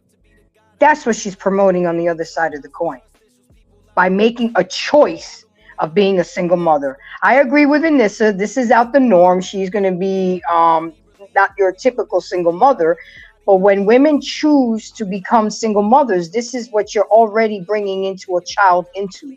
And I know you guys saw the show yesterday about the importance of having a father in a child's life, and the importance of developing for them to be productive citizens of this society. And I don't know what is it going to take. It's going to take the elimination or just nothing at all to get it through people's heads. And it's sad. It really is, and it's disheartening. But this is what she's promoting. She's promoting more drugs, more crime, more suicide, more dropouts when you decide to be a single mother. I digress. My mic is muted. Take heed. It's on you, darling. So I have a different perspective. Come on, let's see it. I don't believe that we should be mad with Ebony K. I don't think so. I do not think so. Okay, because she's having a me moment. She's having a me moment. She doesn't care anything about anybody else but herself. Because when we have children without fathers, okay, we are robbing these babies of having a good father. We're robbing them. That's why sometimes I have labeled in my own show that baby mothers are liars and thieves, because we are robbing our children of having a good man. Because there was a man that came along that loved you at one time. He loved you at one time and he wanted to be by your side. But he didn't look like Tyshawn or Keyshawn. You didn't want him. So we have set our own selves up for failure. She's having a me moment. Because right now she's only thinking of herself. Now, yes, she has the money, she has the resources to raise this baby. But when this child get older, this child will tell her the dreaded words that my child had said to me, and he's 30 years old. He said, "Mama, you robbed me of having a father. You robbed me of having a father." She may be able to give that baby the world, but that baby gonna still act up. You wanna know why? Because that baby needs one thing. It's one person that baby needs, and that's the father. That is the father. That child needs one person. That is the father. See, you could buy this child all types of name brand clothes and give them the best of everything. And the father can go get one pair of sneakers that he got from Walmart. No shots at Walmart. I love Walmart. Go get one pair of sneakers from Walmart. And this child will wear those sneakers till those shoes fall off their feet. Because you want to know why? They daddy bought them shoes. That daddy brought her or him them shoes. And we always miss this part. Fathers are needed. Children want to know where they come from. They want to know who is the owner's manual. Shout out to JT. They want to know who is the owner's manual. We always miss that part. Her baby gonna get everything because she got the money to do it. But her baby is going to need the father, because there will be other children asking her, "Why your mommy always pick you up? Where's your daddy?" We always forget that. Children are so heartless when they're young. They so heartless. They will get up there and ask you, "Well, why your daddy never pick you up? It's always your mama." Do you have a daddy? Do your daddy love you? Make those children feel so bad. And the child will start asking questions. "Mama, where my daddy at? Why my daddy not around? Why I can't see my daddy?" Now, she said I pay extra for when the child turn 18 so that they can have a connection with the father. At 18, the child is 18. That child needs this man while she in the womb. She needs this man while she is still in your womb, because you need someone to cuddle and hold you at night. You need somebody to go and get cravings that you going crazy for at 3 o'clock in the morning. You need somebody that's gonna ride down the shot right late in the midnight hour and put you in the back seat. Okay? If you can make it to the car. We always forget that because we have this me moment. And the day that you give birth, ain't nobody came up there to see you, baby. See, they will get up here and tell you on social media, Ebony K has the means. All these famous women have the means, to have children. But the ones who don't have the means, they're copying y'all. They think that this makes sense because they're like, well, Ebony K did it. You don't have the money. And no matter how much money Ebony K got, that child gonna still have a problem. I don't care how many times she got to take this child anywhere, travel this child around the world, no matter what. People gonna know this baby's story and they gonna ridicule this child. Because social media, all you got to do is type somebody's name and it come up with everything. People always forget that, but we promote baby mama. We promote baby mama. And I'm going to share something with you. I have lived on both sides of the coin. And if somebody tell me today, you got to go back to baby mamahood up the street on that lane, I'm going to whoop somebody's ass. I'm going to whoop somebody's ass. You will not get me back there. I will whoop somebody's ass. Because that shit is hard, but we promote that it makes sense to be a baby mama. We uplift that, but we will tell the wife she is a servant. She's a slave. We will tell her that. And truth be told, and I said this today on my own show, the true slave is the husband. Because he never get appreciated for what he does. He never gets the recognition for what he does. And no matter what happened, he still got to do his husband duty. He still got to be the king of the castle. No matter what, even when shit don't go right, he still got to pay everything. He still got to be the provider and protector. But we'll say the woman is the slave. But when she ready to tell you, I'm not fucking you tonight. You done made me mad. I'm not cooking nothing for you. I'm not going to clean this house. I'm not going to do nothing. And you can't do shit. And she going to look at you and walk in a room like she ain't say nothing to you. Does that look like a slave to you? Because a slave has to still do what they have to do. They still, even when they don't like it, they still got to do it. That's why I shout out to my brothers who handle their business. They still do it. Even when she get indignant, they still do it. So no, Ebony got a problem. She got a problem. And she just got a ticking time bomb. Wait till that baby get older. You're going to hear all types of foolery on social media about that child. Because everybody going to be talking about that baby.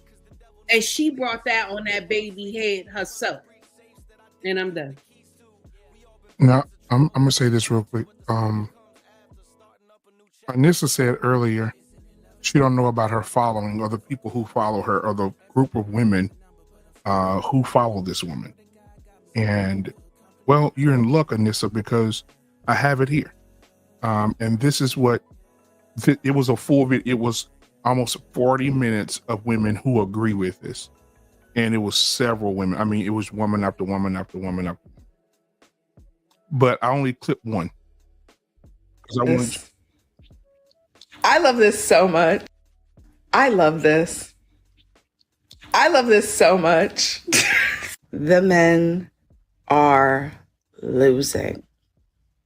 They're losing and they're snapping out about it. They're figuring out what we've known for a long time, that they're literally not necessary anymore. They're not nothing. You're nothing. We actually don't need you to have families, careers, money, a life. We don't need you guys for that. And we're selfish for it. I truly get a giggle out of men like this because we tried to tell you. We tried, and you didn't want to listen. And when women are out here making the choices to do what's best for them, sans you, we're selfish for it.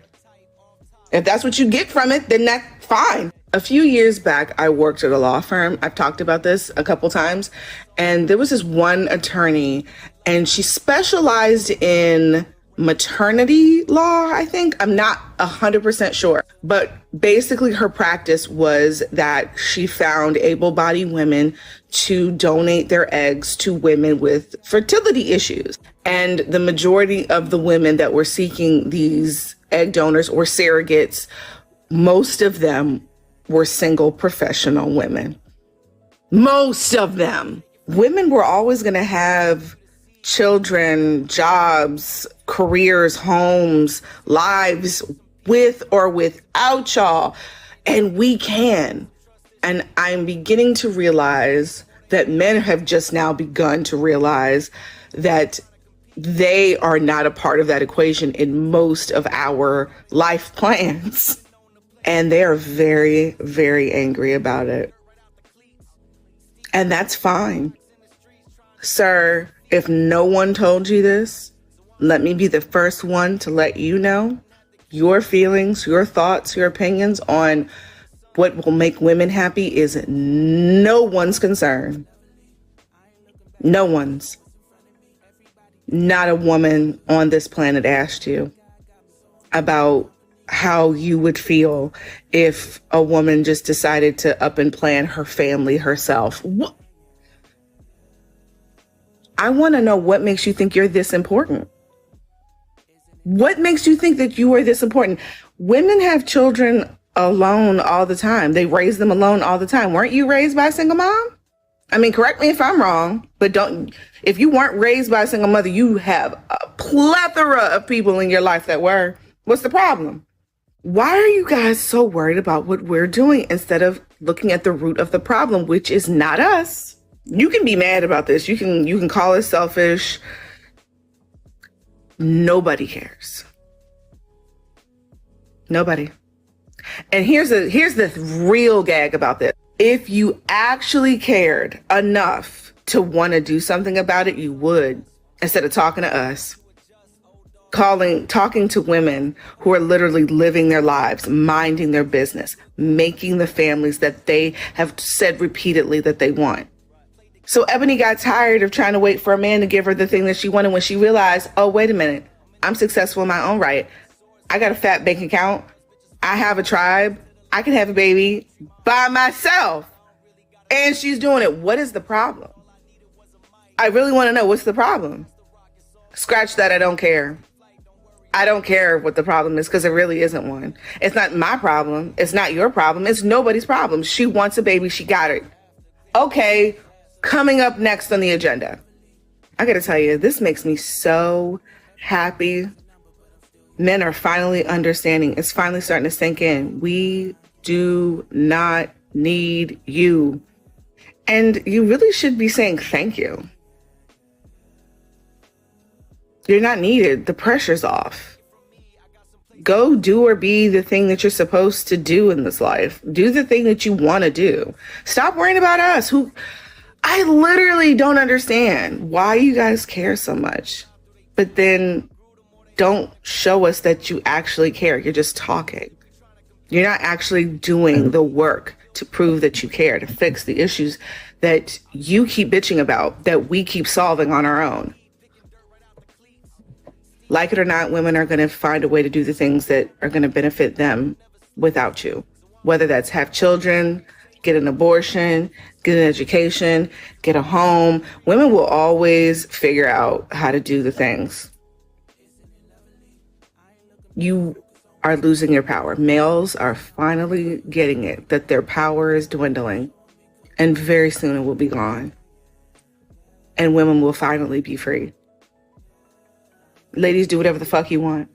Do whatever the hell you want. These men, if nothing else, just to piss men off. Do whatever the hell you want. Do whatever. It'll lower your cortisol level. It'll give you glowing skin. Do whatever the fuck you want. And watch the men be mad. You know, it's begging, make it stop, man. Make it stop. Take you go first. I always take a survey of the panel. Yeah, you skipped y'all skipped me on the last question. We got you, Rick. So after take you. This is my thing right here. These women like this, y'all listen. Woo, let me get it right. Women like this, y'all just pure demons. I'm sorry. That's what it is. Because the whole thing is that you say you don't need a man. You say that men are not needed, but you need the sperm to have these children. You need the seed of life to have these children, but you say they're not needed. Now, I'm not getting on my brothers because black men's sperm is not in those sperm banks. Not no more. It's hard to find it. It's really hard to find it. Ebony K said she had to pay $80K for one vial. That's a lot. Oh, she got two vials. She got two vials of fine black sperm. That's what she said. I had to empty out my bank account. That's what she said. I had to get two. So my brothers, let me share something with you. You got liquid gold going on down here. Liquid gold. Keep it secure. Because here we go. Doing nonsense, and they think that this makes sense. But this is the whole problem when these kids get big. Nobody thinking about how when these kids are small, they so cute. You dress them in a suit, you dress them in a dress, they look so cute, this and that. It's when they become teenagers and they get ready to start whooping on your ass, mama. This is the problem because every child comes to a role where they say, I'm bigger than my mama and I can whoop her ass. You on your own. Ain't nobody there coming to save you. Ain't nobody there coming to save you. And I don't care how hard you think you are, this child is younger than you. And sometimes these children grow up to be 6 feet, 2 feet, you know what I'm saying? Six and a half, whatever. Okay? They grow up and they get big and they ready to well on your ass. This is the thing that the women miss all the time. They miss this. And the girls always like to take a shot at the title. And the boys will do it too, because there's no man around to break him back, to break him down and push him back. There's no man around. And y'all always forget this, but y'all think y'all can raise these children. Then when they become teenagers, now you're looking for the daddy. You're looking for the daddy. Mind you, when they were young, you weren't paying no attention. It's only when the child get older, now you're looking. And only why I'm telling you this, baby, is because I went through the same thing. See, just like Ricky always say, the game never changes, only the players. It's only the players. The same thing I went through with my eldest son is the same thing that many black women have went through with their children, but they don't come tell it. They don't come tell it. So they make you seem like being a baby mama is everything. That there's nothing wrong, that you raise sound children. Now, don't get me wrong, even in marriage, you're going to have your children that's going to act up sometimes. You're going to have situations you got to deal with. But there's two of you to fight this battle. When it's only one, this is something that you cannot handle on your own. But we sit up here and think it's all right. This heifer got up here talking about we don't need men.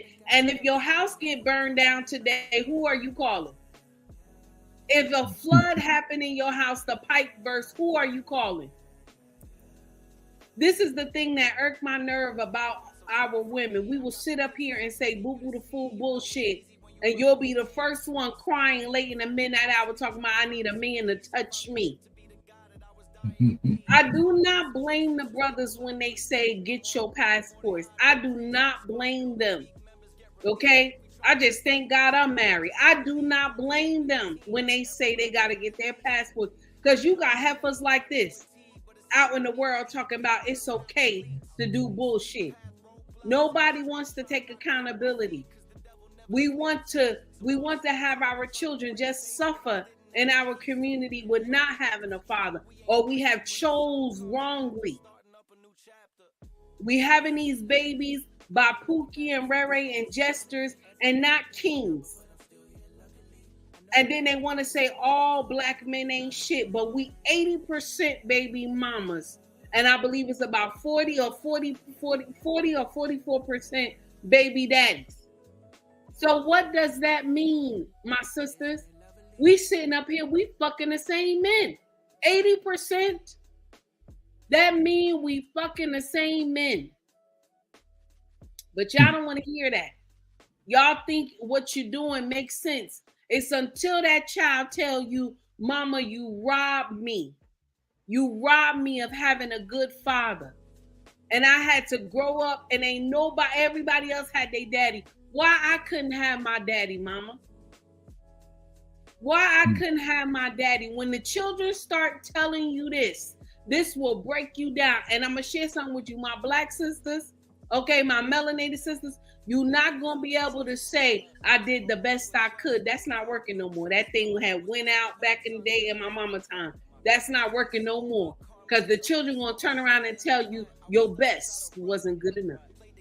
And I'm done. Rick, let me warm it up for you, man. Did you hear what I said? Come on.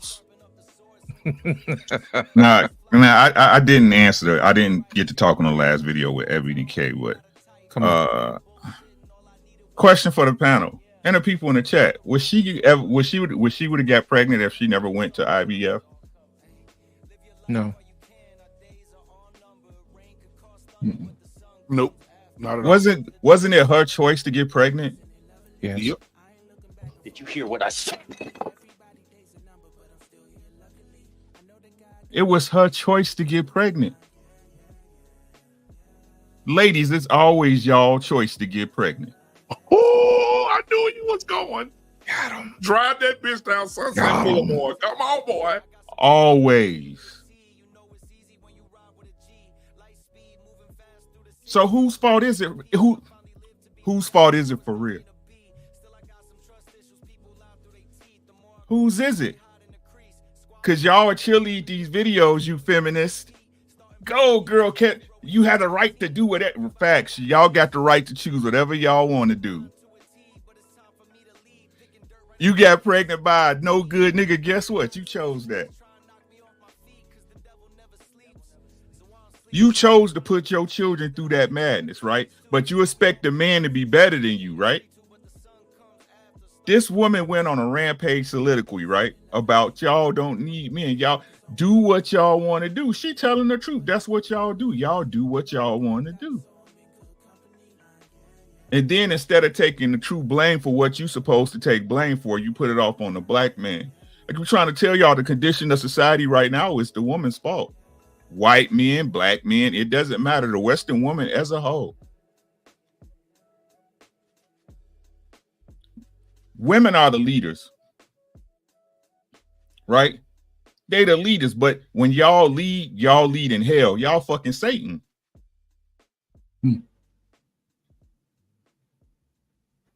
I don't care what nobody say. Satan was a woman. Who else can convince Eve to do something that against her husband but a woman?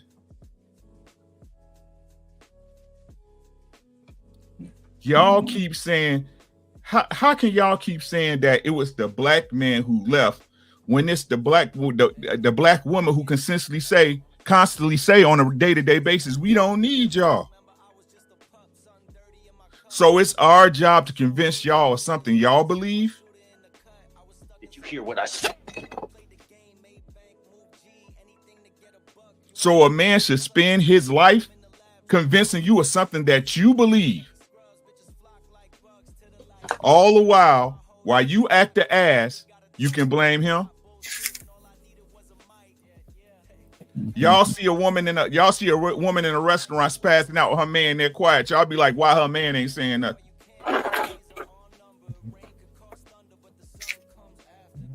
Y'all the problem. I know it's y'all the problem. This is y'all issue. You want to be able to exhibit no self-control, be sexually promiscuous, make bad choices, and because you don't got a man, it's his fault.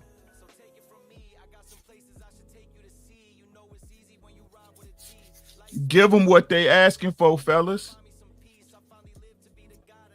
Give them what they asking for. There's plenty of other women out here that you can date and marry. Give them what they asking for. And let me say this footnote. It might seem like it's a loud minority. That's the excuse they keep giving us. It's the loud minority. All black women don't say this. All black women don't say this. Y'all ain't saying it, but that's how y'all moving.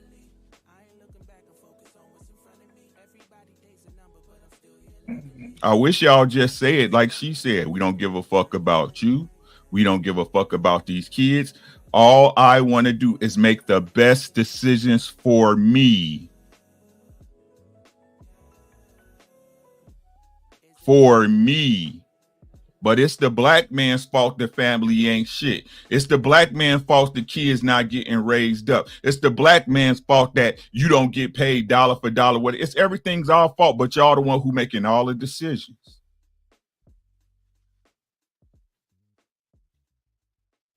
Give them what they asking for. If she's independent, let her be independent at the age of 65.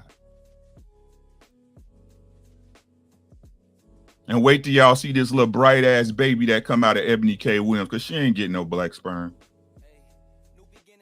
Baby about to be bright as fuck. That's all I got. Now, you do understand the brat and her wife also got a white baby daddy as well.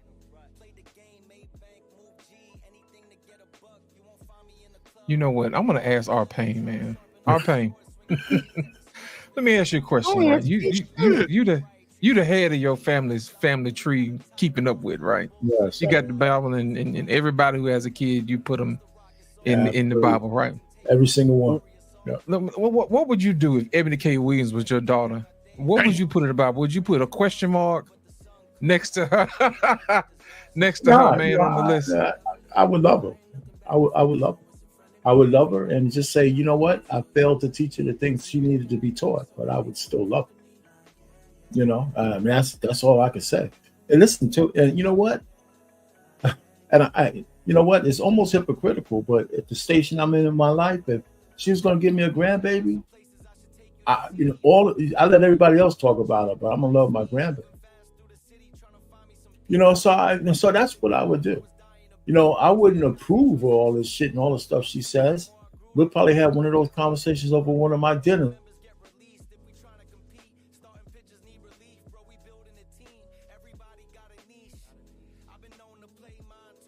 Pain, you breaking up, sir. No, that's God. Listen. Yeah. Hear what I said? No, I'm back. No, it is true. I mean, it's just true. I don't know what else to tell you. I mean, well, because she's not my daughter, I can say all the shit I am right now. I mean, it's hypocritical, but I would be against what she's saying. But if she was my daughter, I would just love her. So Trey said, love her, and there's the problem. Black men don't stand on shit. But the key thing is she's my daughter. If she wasn't my daughter, it'd be different. I challenge every one of you who have a daughter. Tell me something different. You know what, R-Pain, that's a great point. Hold on a second. Wait. That's a great point. R-Pain, let me ask you a question. Does Ebony K. Williams have a father? Yes, I would. Yes, she does. Probably. Is he in a She probably came from a 2-family house. I don't know, but she probably did. So I'm seeing some folks saying no. Take heed. No? Is this the deal? No, she's single mama. Her mom was a single mom? Yep. Drove a bus, if I'm not mistaken. Mm-hmm. Okay. See, she would have missed out on all this love R-Pain would have gave us. So R-Pain in your particular situation, she would have been a different woman. You're right. If she was absolutely my daughter, she'd be a different woman. That's what I would say. In other words, that speaks the question the way you said it. Right. That speaks to the need for men in these young women's lives. Paint your picture, boss. Paint your You picture. see what I'm saying? Uh-huh. And I think Ebony K. Williams is robbing her child of the love of a grandfather, like somebody like Arpain. Oh, yeah. Somebody who can show her grace. Am I not mistaken? Yeah. Even in this particular situation. That's the reason why I brought him up here, because a lot of times women disrespect men covertly. But in this particular case, this lady did it overtly. You see what I'm saying? In this particular situation. They don't care, bro. Like we got to stop beating around the bush and act like they don't give a fuck, bro. Yeah. They don't care. As long as they got money and they can get their nails and go how they want to go, they don't give a fuck. Fuck them kids. Fuck that, man. They don't care. We need to stop bullshitting ourselves. Again, I know it hurt because, again, we want to talk about the minorities and the majorities. He who findeth the wife finds a good thing. A good wife is not meant to be found out just falling out the goddamn trees. That doesn't happen, bro. Let's be honest. Most of these women ain't shit. That's just the fucking facts, bro. Let's try. Keep hope alive, Jesse Jackson looking ass niggas. That shit, hope don't do shit for nobody. Hope is useless. Oh shit. But y'all, and this is why I say this, right? Because we keep trying to give the majority grace, right? But when the minority speaking, the majority still don't say shit. Nope. They don't make no coke. The same shit. Oh, black men, y'all need to get the fuck out of here, bro. I keep trying to tell you, black men are in the best position they've ever been in history to be family men. Now black women don't want to be a family. In the fucking 80s and 90s, all we heard, and if y'all fucking 70s, baby, y'all know I'm not lying. All we heard was be better for your family. Don't leave your child to be a single mother like your mom was. Damn, most of y'all, by the time you 18, you're going to be dead in jail. So make sure you do something with your life. Consider yourself lucky if you don't get shot in the street or locked the fuck up. Blah, blah, rah, rah, rah. Spend time with your kids. Don't leave your kids. Don't do your kids like your daddy did you. Now that time is here, black women say, no way, all that shit we was asking y'all for that our mamas told y'all to do, that was gonna work for it. Nah, fuck that shit, dog.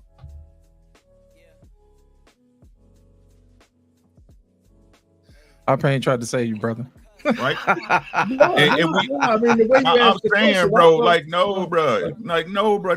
We need to stop lying, bro. They don't give a fuck. And that's stupid on our end if we keep putting out effort and resources for someone who's not looking to reciprocate the very thing that you trying to put out. That's stupid. That is fucking insane to keep trying to wrap your head around some shit that you know in your lifetime not gonna happen. I'm gonna be a millionaire. I'm gonna be God damn it, I keep spending this $5 on this lotto and I ain't hit in 20 years. Sometimes you got to sit down and have a fucking coming to Jesus moment and be honest with yourself. This shit ain't happening. So may I ask the men a question? Sorry, Rick, I thought you were done. No, go ahead, babe. Go ahead. So how is a woman like me, who I know I'm not like them, can separate themselves to be seen and not blend in with them? Because no matter how, I mean, I don't associate with them, but like we were talking one night, being you and Lit, that I passed off on a guy because he led with sex and I wasn't having it. So how do you deal with when they're so used to dealing with women that will give it up on the first night, but I actually make you wait and actually do how it's supposed to be done? How do you compete with that? Let me ask you this: what are you competing for? Eliminate. Right. What do you compete? Oh, this is the type of man you really want to compete for. Sure. Think about it. No, but I'm talking about the idea, because if a man, if these men are so used to getting it on the first night for a Happy Meal, and maybe $20 worth of weed, but here I am, I'm not even demanding dinner at a restaurant. We could do a coffee date. I want conversation. I want to get to know you. I want to ask questions, but that's not good enough because he he wants to fuck on the first night. Well, hold on. I'm gonna say this real quick, Arpain, and I'm gonna let you put the comfort on top of the sheet. Listen, some of the men, and I'm speaking for the younger women too that are like me. You know, I get it. I'm in a different age bracket. It's different for me. But what about your good girls, your 25, 30-year-olds that are like me? What do they do? Well, let me tell you. What happened is what Rick was just talking about, minority, majority, whatever. If you want to play that though, and you want to say minority and majority, you could say the minority of women were the loudest, the minority of the women were the easiest, the minority of the women were the freakiest, the minority of the women that were the one-night stands and the head in the back seat or in the back of the fire truck while the dog is looking out the window. Those women have outworked you because they were the loudest. And now they set an expectation in a man's mind. Now he didn't hit 10 of them in a row that were one night stands, and he get to you and you like, wait, he say, wait, oh, okay, I'll see you next week, and he's gonna go fuck your neighbor. That's gonna give it to him the same day. When you let something go on for so long, that's why they tell you when you feel an ache in your body, go to the doctor, because they make it cure the cancer. But if you wait till your ass at stage 4, it's too far gone. And that's what's happening right now. Women didn't speak up. Women didn't check these women. They didn't say you dressing like a hoe. What women were saying was, I'm minding my business. I'm staying in my own lane. I ain't talking to these young girls. I ain't got nothing to say to these little hoes. I'm gonna be in my house. And what happened is, okay, them young girls said, thank you. And they went out and gave the best head, the best cat, the best one night stands, the best freaky shit, they got their ass out, their titties out, nobody checked them, and that's where we are today. So now when you say make them wait, that man gonna say, oh, okay, I know 10 women that won't make me wait tonight. You have a good evening. My thing is would you want to build your family with somebody who's, built like that? Yep. Go ahead, take it. I know we don't like to talk about this, but I want to mention this real quick. This is one of the things that I look at the Muslim culture that is very different from the Christian culture. Let me share with you what I mean. They're young women. The older women advise the younger women. They train them to be upstanding wives. They talk to these young girls. You know what I'm saying? They have classes about how to be a good wife. You know what I'm saying? They have teaching moments. But our Christian mothers tell these children, they will get up here on panels, judge ye not, and ye shall not be judged. Who is without sin, cast the first stone. We don't sit around and tell these girls, you have to listen to your husband. You have to be obedient to him. You have to love him. You have to make love to your husband on a regular. We don't talk to our girls like this. The best thing we will teach them is if your husband is out of line, get that holy oil, throw that holy oil all around the house and everything, and pray all over him. And you know what might really be the problem? Because you ain't fuck him last night. That might be the problem. Did you hear what I said? That might just be the problem. Okay? You don't know how to be affectionate to this man. That just might be the problem.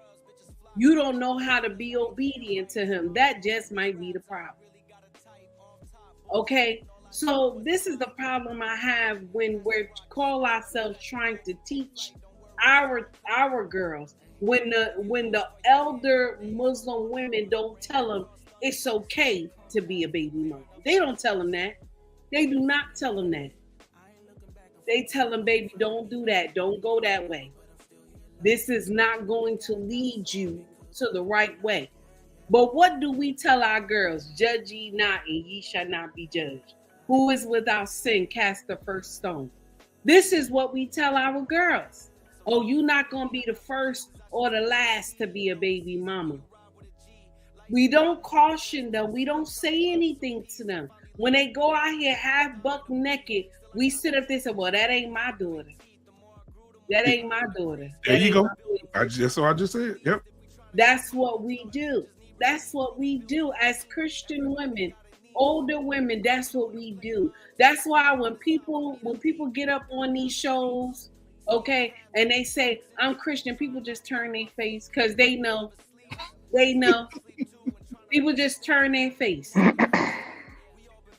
That's sad because I even say to myself, listen, I am not the Christian that you should follow. I am not. I will not sit up here and tell you any lies. I'm not the Christian that you should follow. Now, if you get a lesson out of what I teach, you blessed. If you get a lesson. Because I'm just up here running my motherfucking mouth. Okay? You get a lesson. If you get the lesson, baby, you blessed. But this is the thing. How many of us can teach the lesson without the rest of the sisterhood coming after us with guns is blazing? Because they know we trying to teach the younger generation that something is wrong. But they will get out here and tell you what you saying to them is not right. Or they will get out here, because I get a lot of people that tell me, Mama, you curse too much in your content. You curse too much. You get nasty too much. But you know what I say to them? Baby, how many content creators have talked nice to y'all? How many women in this YouTube space has been sweet to y'all and say, listen, don't do this and don't do that. And ain't none of them curse. They so calm. Y'all still ain't motherfucking listening. So let me say what I want to say. And if you get a lesson out of it, baby, then you're blessed. And if you don't get a lesson out of it, then you just keep it moving. You continue on your path. And when you get 60, 70 some years old and talk about I need a man, then you're going to try to change up your mind. Like Vivica Fox talking about she taking applications. Go sit down. Your time has passed. And I'm done.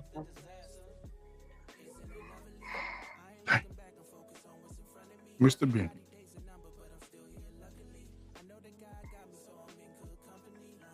I'm waiting on Mr. Bennett. I'm sorry. What question am I addressing? We're discussing the wildebeest at the end, and the devil spawn on the other one. What are your thoughts?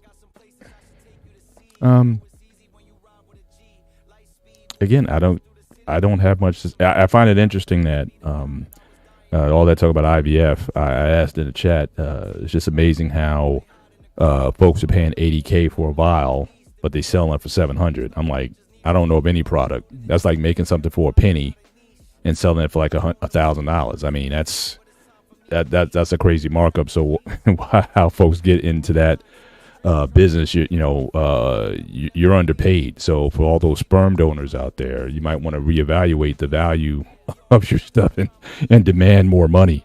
If they're only going to give you $700 up front from it, to me, that's not a good deal. So you must be doing it out of desperation if you're looking to do that. But I also find it interesting just the political climate that we're in, because I know there's been a move to basically ban, in the many instances, IVF. So everyone's talking about, IVF is going to be the new thing or whatnot. And you have bodies, especially in the South, they're trying to ban that. And I think conservatives just came out recently on it. I know the Southern Baptist Convention just came out. Because again, a lot of their message wasn't consistent. If you understand what IVF means, but you're against deletions, and if you understand how the process works, if life begins at conception, then that was a hypocritical stance to take. But IVF used to be the domain of the wealthy and the rich. So the fact that they're taking that away, now all of a sudden you have those voices speaking up. So it was always about class and poverty. It was never about the life of the pro-life or whatever. It was always about privileged people just trying to have their option. But now they're coming after that, and now people are starting to step up. So we'll see what happens in the next few years. If IVF becomes less of an option, then for Ebony K and all these women talk about, go get your IVF treatment or whatever. Well, what if that option drives up? Then what is your option going to be then? But I also had a question just generally, is what we feel different about Ebony K and other women like her if they decided to adopt babies rather than, because it seems like, they're going through all these options to try to manufacture, and so much of this just feels about just control. And I get Ebony said it. It's like, she wants to be in total control of the entire process in terms of the selection, the birthing and everything. But what we feel different about her and other women that said, you know what, there's plenty of babies out there, black babies or whatnot that need families and whatnot, and I would be, putting them in a much better situation. Will we feel better about that if that was what she was going for? But just seems so much of just, I have to control the situation, and to me, that's where I think a lot of the sting is. At least for me, the way I read it is that it's a power trip that she's on, and she just cannot be in a situation that she cannot have control over the outcome, and she wants to put herself in a position to have the best outcome. So those are questions that I had. But as far as the one with the bonnet on, again, good luck with the results that you get. I really don't have anything to further augment what's already been said. But I'm just wondering on the Ebony K, what do you guys think about that? And I also want to tackle Embrace's question, but if y'all want to tackle that first, and I can come back to that. Well, if you think about it, Mr. Bennett, most people. Oh, sorry about our pain. No, I was saying most people, when you adopt kids, they want to make sure that child is going to a good home. And I think that there are rules to allowing a child to go to a home. And I think most of the time they would prefer that a child go to a 2-parent home. So I think that also may have something to do with that. Mm-hmm. So let me just add a couple of things. One, to Grace's question, I don't think we answered it really. Grace, if a guy that doesn't give you what you want, he eliminates himself. I mean, I don't care if he goes to somebody else. It's just not the person you want to plant a tree with or root with. But it's the norm. This is what I'm trying to tell you. A lot of the men nowadays they're not cut like you and me in old school. But it doesn't matter whether it's the norm. They got other guys. You have to keep looking. Just like I told men, you got to keep looking. I mean, everybody said there's no good women out there. We did a whole live video here. Guy had 11 reasons why he was marrying this girl that he found. And the brothers came up and they chopped it up like, his 11 reasons were bullshit. But they weren't. No, they weren't. The guy said he found a woman when everybody around says there's no marriageable women. He said he found one, and here's why. He had 11 fucking reasons. Everybody told him he's stupid. I mean, come on. We act like we want shit, but when you hear it, you don't want it. Okay, you being disingenuous right now, because that man was led by pussy, not by whatever. If you watch that video, that man. I did watch it plenty times. Look how fine that fucking girl was. And she got to be ugly for him. He said they moved in together. They shacking. They not married. All they doing, they fucking a lot. Right? He said the sex is amazing. Right? Right. He's led by sex. He didn't wait or talk to that woman or get to know that woman before he started fucking her. Be in mute. Let me see. Can I say this before you cut me off? Come on. Every guy on this panel who's married. Okay, you can keep doing this shit to me if you want. Every man on this panel who's married has sex with their woman before they get married. Maybe except Mr. Bennett. I'm sure. Okay, so stop it. We all I'm with Mr. Bennett. I ain't doing none of that. On our women, so let's stop doing. So we got one exception here. I don't know one other man who said that he waited till marriage. For the rest of us, we had some sex with our chicks before we married them, and you can't put our marriages down to just because we were pussy ties, right? So why are we gonna see this man, even if he's banging it out? He had a whole bunch of other things that he liked about her, and he was saying it. And we can't be disingenuous about that shit. So let me go say one thing about IVF. Yesterday we had a whole panel on IVF. Yesterday, Mr. Bennett, we had a whole panel on IVF. What happened? What are you saying now? So you could go check out that live. It's still on. I don't know. Okay. I didn't get a chance yesterday. I was tied up, but I can go back and take a look at it. I'll land it there because all you guys have this like selective goddamn whatever choices. Everybody banged out their wife before they married. Everybody. You know it's coming right. You know it's coming right. What? The clip loaded. You know that, don't you? Hey, you know you fucked up, right? What, man? The hell with you guys, man.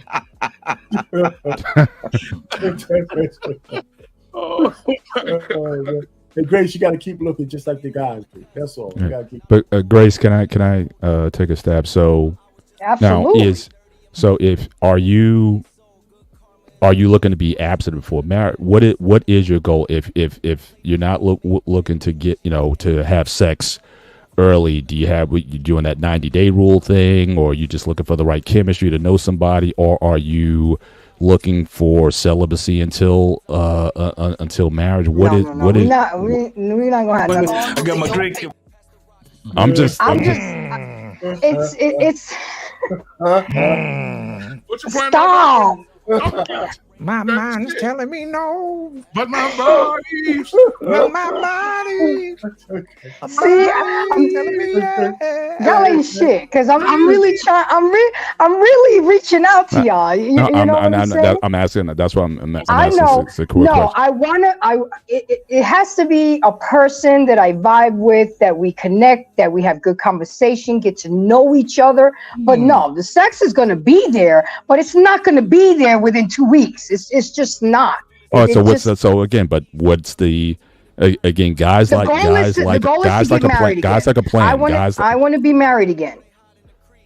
Okay, so that's the long game. I'm saying, but as far as the sex, because your complaint is that guys are not willing to wait for sex, and I'm asking you specifically, how long are you expecting a man to wait, or to date you and court you before that happens? Because I think what you're asking for, especially at your age. Now, again, it's what KS used to talk about this a lot and whatnot. The only guys who really would wait for it are guys who, virgin and young women and whatnot. your fertility. So all that's gone. We're not getting kids out the deal or whatever. It's just going to be you and her. I mean, you and him. So I think he set a different standard for older people. Like older people, as far as that waiting, to have it and whatnot, he wasn't with that. And I think that's just a tough arena to play in, because unless a guy knows exactly what he's waiting for, if he's not waiting for your womb, or if he's not on the other end, like I said, I was my faith was such, I was not having sex before marriage. That was just not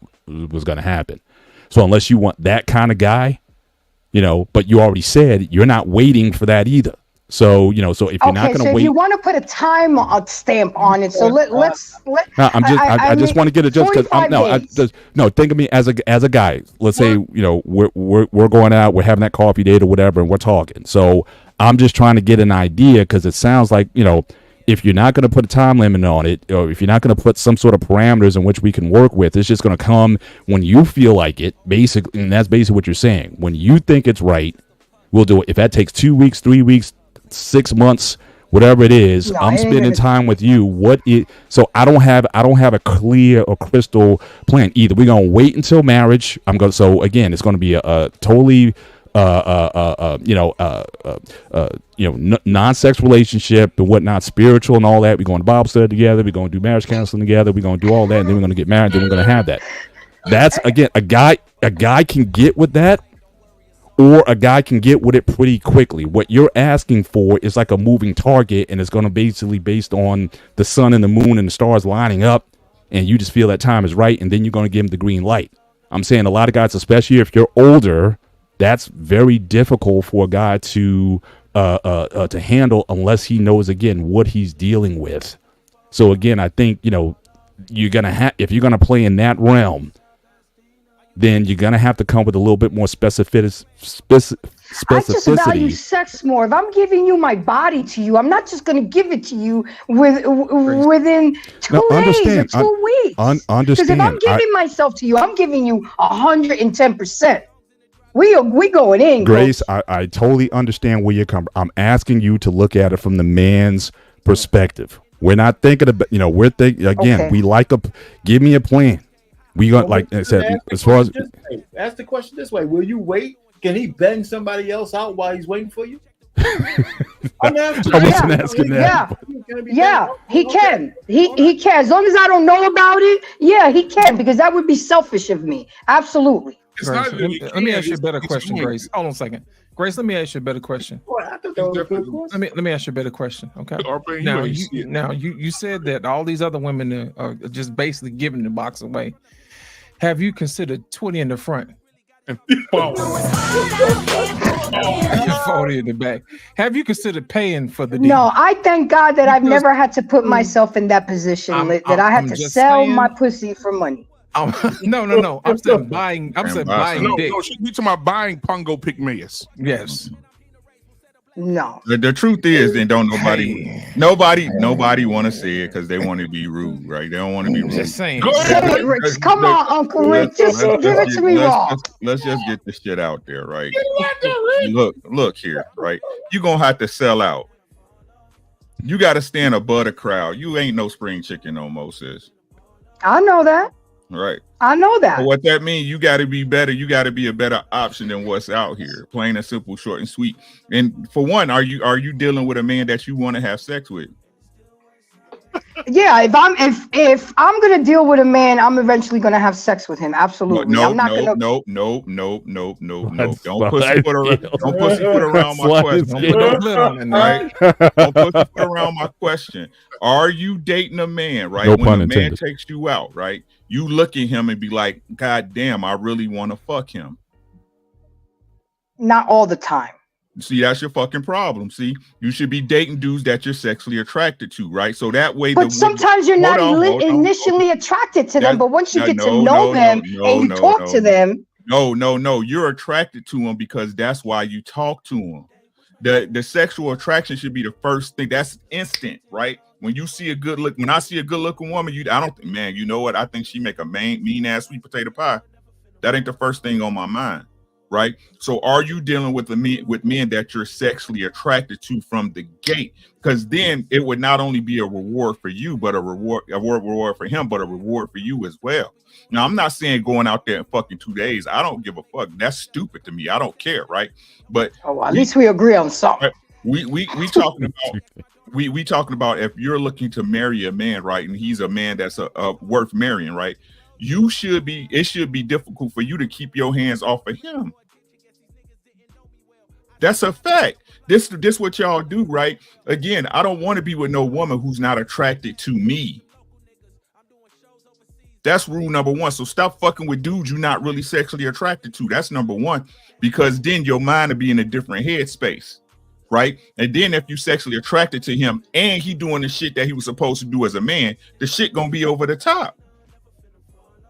Right? Then you got whatever rules you got in your head that's made up for him to meet as a man. Oh, I need this, that, and this, right? And at that point, right, when you see he really about it, when you find out he's staying out, I ain't saying it's 2 weeks, I ain't saying it's 3, but shit, sometimes it's a week.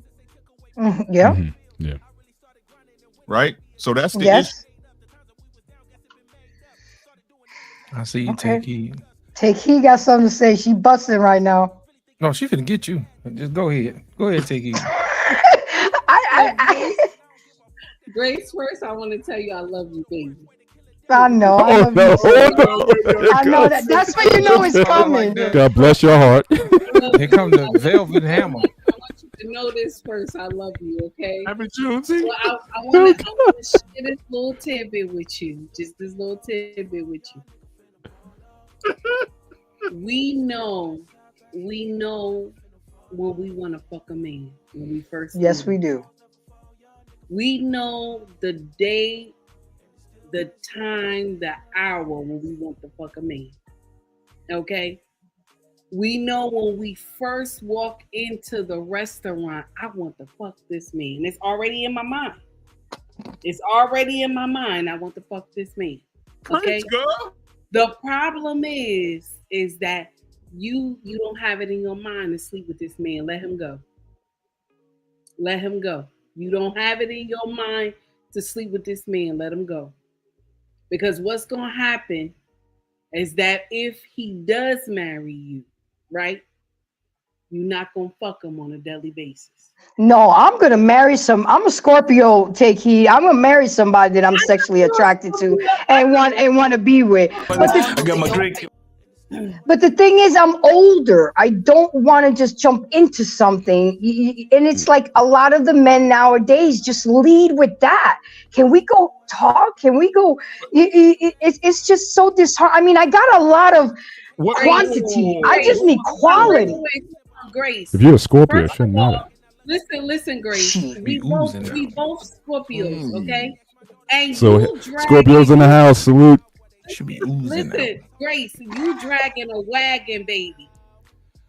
You dragging a wagon. Of course the man want to sleep with you when he first meets you. Of course. You just got to set boundaries of how you want to handle it. But you should already know in your mind if you want to fuck this man. This is the truth. Oh, Lord. Don't waste your time. Don't waste your time. Don't waste his time. Because listen to me, baby. See, everybody up here trying to be nice to you, but you know what I'm about to say to you right now. Uh-oh. I know it's coming, sis. You got time. You do not have time. Everybody else is trying to be nice to you.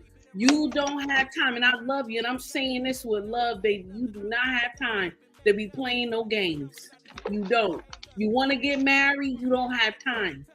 That means your vetting has to go into turbo speed.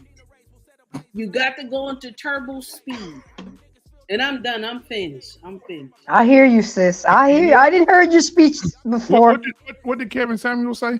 Kevin said, "How many kids you got, ma'am? How old are you?"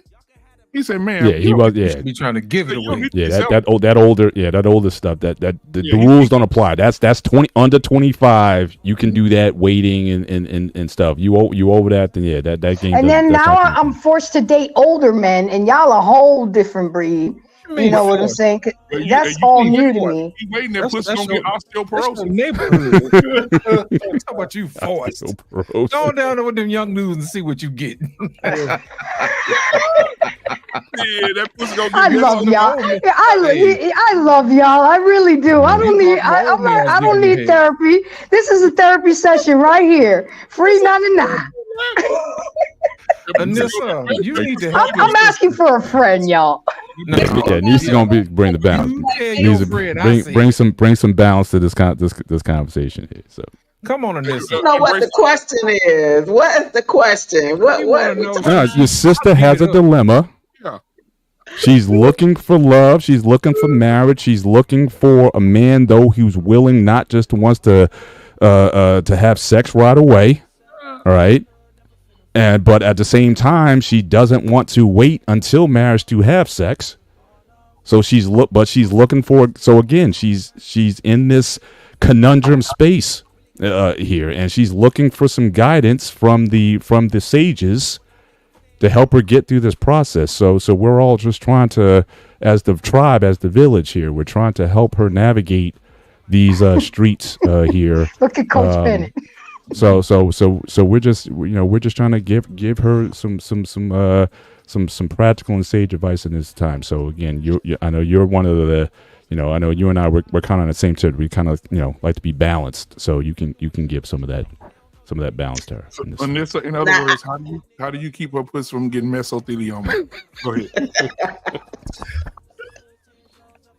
Listen, I am not the expert at this, but this is how I think. Obviously, waiting until marriage is out of the question. So no, I got to test drive that car before I buy it. Sorry. Right. So yeah, we know waiting until marriage is out of the question because we're way past that.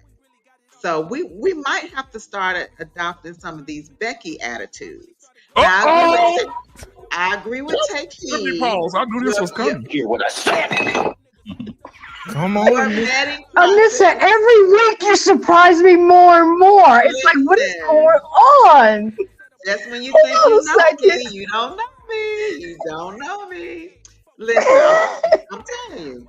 So, waiting until marriage is out of the question because we're past that at our age. Okay, your vetting though, as Take Heed said, you got to be on point with it. If you're serious about wanting to be married, you're gonna have to move only in that space. You're gonna have to be intentional about it. You're gonna have to be upfront about it. And you need to be a wife. You need to be a wife. You need to be a wife before you ever find a husband. I've been there, done that, sir. So you need go to ahead, be a Miss wife, and you're gonna have to present your A game up front. It's just what it is because the men have a lot more options. A 50-year-old man can get with, some 50-year-old men have no problem getting with a woman their age, but they have a lot more options than we're gonna have. So you're gonna have to come. You're gonna have to come with your A game. The advantage, I think, me personally, that I think that women our age have is the things that men say that they want. We as women our age, we should already possess that. Come on, talk your That talk, woman that's Anissa. that woman that is 25 or whatever, she ain't gonna have that grace. They have not been raised traditional. They have not been raised in a two-parent home. They have not seen that, mother and father dynamic. We ought to have that advantage over them off rip. So all you gotta do is you have that advantage, be the wife, like Ricky said, you come to the table with that and you put your A game out there on the front, out there on Front Street. And you got And if he doesn't bite, then you just have to move on to the then you have to just move on to I'm the gonna go on that show, Pop the Balloon. They should have one for 50 and over. Watch, I'm gonna email her and shit. Watch. So Anissa, if I can ask you a question, so you're saying that older women, 40 and up, you have these advantages, but I seldom hear in these spaces for the older women talking about these advantages or how to play this. I haven't seen any content creators for women 40 and up saying y'all can win because you have this, that, and the third. Is it because men don't think that that they're buying that, or they don't believe that, or why isn't that message resonating more with men? Like, so if I'm 50, I'll be 55 this year. So I'm saying I'm 55. If the ladies at the top are the best options, then what do you guys sell? Because I'm not seeing the appeal promoted in a way that would make me say, yeah, I'd probably be better off with someone my own age. I don't see that appeal. Why do you think that is? Well, I'll say what I was going to say on the back end. Initially, what I want to say is, I think that if it depends on where the man is. This is my perspective. If this is an older man and maybe for whatever reason he's never been married and he wants to get married later in life, never had kids, your best option is going to be someone that's younger, because Grace, probably not. I'm definitely not interested in having children. However, there are a lot of men our age that, listen, I know everybody, man, that's 50, 55, 60 thinks he's going to get a 25-year-old. You all say that women are delusional. Some of you are very delusional in that way of thinking. There are a lot of men who are our age. Can't even go 2 rounds. And they actually prefer someone their age. They're not looking for that 25-year-old. They're not looking to start over and have a 2-month-old baby and changing diapers and all of that kind of stuff. They really are looking for that companion that they can share life with. I think the advantage that we have is I think we should come to the table with the maturity, with the communication skills. No, I'm telling the truth. We come to the table with the communication skills. You should already know how to respect and understand and how to treat a man. You should already know how to cook and how to keep a home. You should already know a lot of these things that you probably are going to have to teach that 25-year-old because she hasn't been taught that. So that ought to be the advantage that you have. You ought to have the advantage of being grounded spiritually. You ought to have the advantage of being grounded financially, that you can partner with the man, that you can build with him, that you can put one pot. You can come to the table and go one pot, and it's a hell of a pot when y'all put your stuff together. You ought to come with that to the table. You ought to be bringing that to the table where you look like that you're the advantage, even though someone might be younger than you. That does not necessarily mean that they're better than you. You mentioned a lot of things. You also have to be able to adopt some other things as well, like she said about Becky earlier. You gotta be able to suck Kansas through California. Yeah, I was about to mention that. Well, you know my famous you had the whole that's laundry not a list of problem stuff. right You there, didn't mention sir. that wasn't even at the top of your list. Well, I mean, I said that at the beginning. I said we're going to have to adopt some of the things. Oh, that's what you meant by the Becky? Yeah. Okay. Becky's they don't hold out. They really don't. You know. Well, not only they don't hold out, but they also have no inhibitions. Now, again, the rub on black women, especially older ones, my generation and whatnot, back in the day, black women, there were certain things y'all didn't do. Y'all even told us if y'all want that, go to Becky if y'all want that. So when you say adopting the Becky, you're also saying your menu has to be expanded in terms of the options that are on the menu, and it's not just the availability, but also the flexibility in that regard. You're also literally. Absolutely. Let me tell you something. You know what we mess up? Let me tell you something. I'm going to Jamaica. Listen, you know what we mess up? We know. We messed up because we take too long to sell shit. This should be your sales pitch. If your sales pitch can't be in one breath, it ain't about shit. This is what older women should tell guys how they better than these young girls. I can't get pregnant. Did you hear what I said? That's all you need to know. I tie my tools, baby. That's the closer, baby. That's the only advantage. Listen, that's the only advantage y'all got over them. Whatever you want to do, you ain't just lean over. That's the mindset. Y'all weren't doing it in the 80s and the 90s, and that's where you guys are now. So you're saying a 50-year-old plus woman is going to adopt 2000s that's the problem. That's the thing. Like I said, sister, y'all were put out back in the day, but y'all weren't doing that. And the truth is, right? You say all this stuff. Whoever for the friend, right? Embrace, right? Your friend, right? But you ain't going backwards, right? You ain't gonna take no man that you see in your mind that's less than a certain stature. So you're not gonna do that anyway. So you already stuck between a rock and a hard place. So the last thing you need to be playing with is how long you keep your pussy on lock, right? You should bring him over for dinner if you really like him because you want to fuck him. It's y'all fourth date in 2 weeks, 3 weeks, right? After making the macaroni, you should ask him, you want some head? But Rick, I do that. But the thing is I'm not jumping into that. When you lead with that, you don't even want to get to know me. I didn't say damn. It's such a turn off to me when you lead with sex. No. Be discreet. Listen. I'm not even talking about that. That's like I said, that's a non-starter for you, right? So that shouldn't even be in your realm of possibility if that's a non-starter for you. Anissa, here you go. Anissa, look.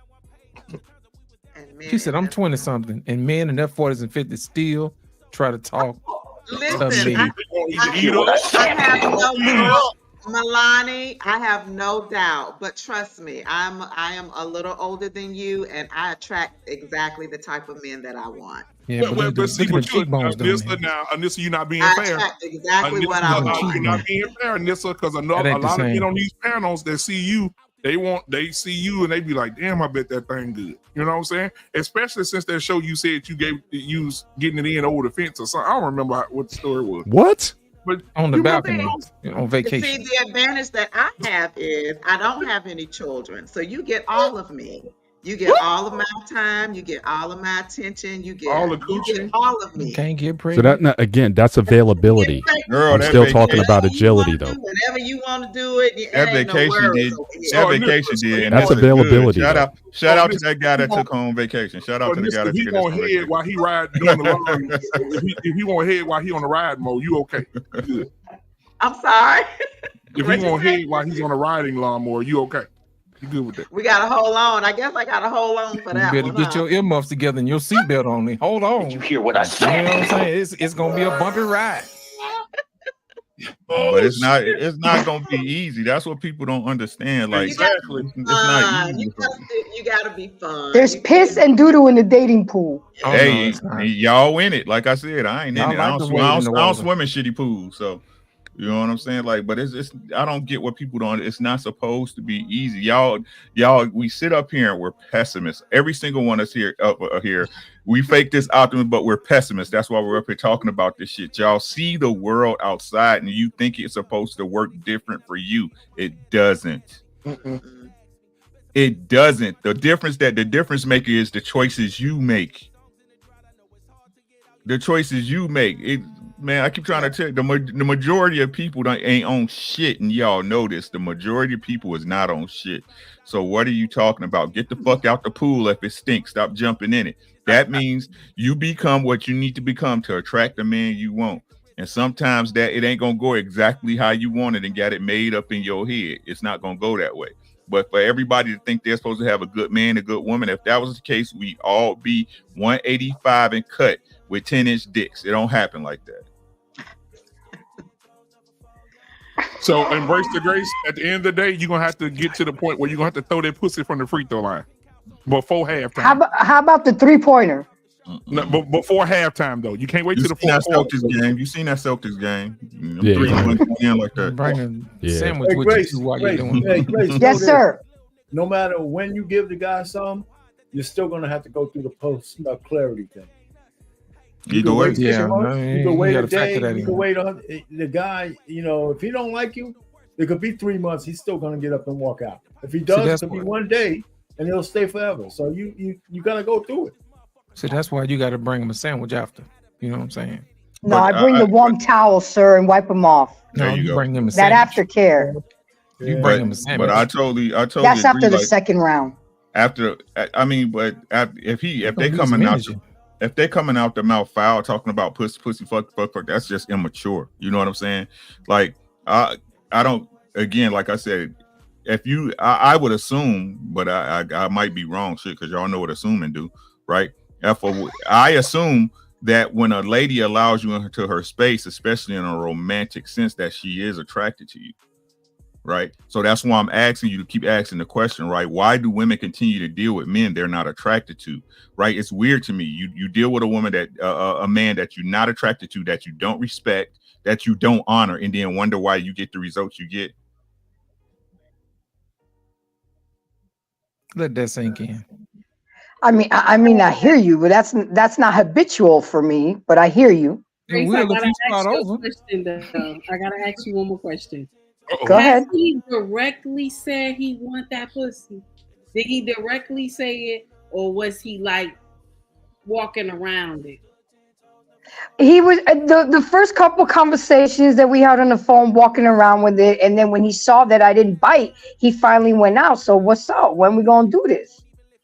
Maybe because I'm old school. I know every men want to fuck. I want to fuck, but it's how the approach. You see what I'm saying? Yeah. I went on one date where the guy brought me roses, chocolate covered strawberries, a whole chocolate cake. Oh, jeez. You know what I'm saying? He got it. Not that night, but he got it in a couple weeks. So, hey, Don't embrace. No, it's the approach. Right. So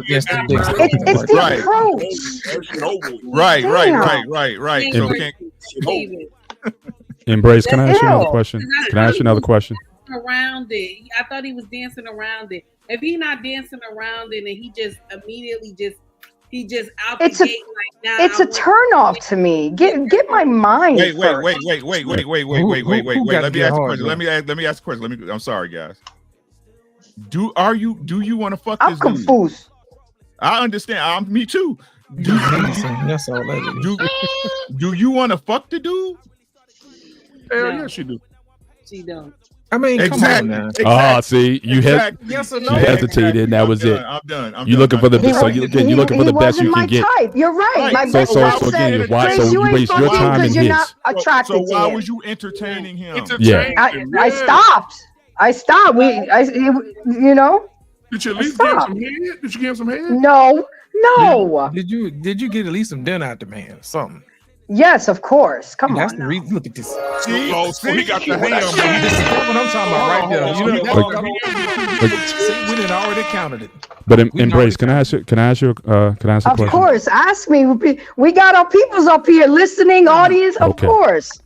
Okay, now how you present to us, is that kind of how you present? Is are we getting you like? Is that how you talking like in these panels and how you present yourself here? Is that how you are with people you meet? So guys starts talking to you or whatever. Are you kind of like this, or are you softer? Is your voice softer? I'm a little bit softer. What's a little bit soft? Okay. I don't curse as much. My tone is not as loud. We'll have conversations, but Lit is trying to teach me to be that way all throughout, not just in situations. Yeah, because I was gonna say that it could be that, and again, I only know you from how you communicate here, so I don't. Maybe the fact you may come off maybe a little aggressive I think sometimes a guy may get the impression that you might be one of those women who I can just go and just be that direct with. You sometimes you carry yourself sometimes with that kind of energy, and maybe that's why they feel the boldness to come with that. Maybe they don't see that softer femininity that would, you would hope would temper their language. If you come out a nice woman and some guy just saying, I just want to just have sex with you or whatever. Do you think that you might be giving off something in how you communicate that gives a guy a vibe that, okay, well, she just, she's more. I would say 50-50. Yes, okay. I would say 50-50. Absolutely. You know what? I don't see nobody coming to Anissa talking like that at all. And so you can't come to her like that. You know why? I mean, that would be. You know what I'm saying? You can't do that. You got to adjust your time before you go talk to that crazy fool. Man. Well, I've only been having this issue here in Georgia. If I meet Anissa, I'm wearing this. If I met Anissa for the first time, I might be wearing like a suit or a jacket. Put your blaze on, exactly. I'm. She just has this. Bring a ball of wine. But when I see you again, you're very cool. You're very.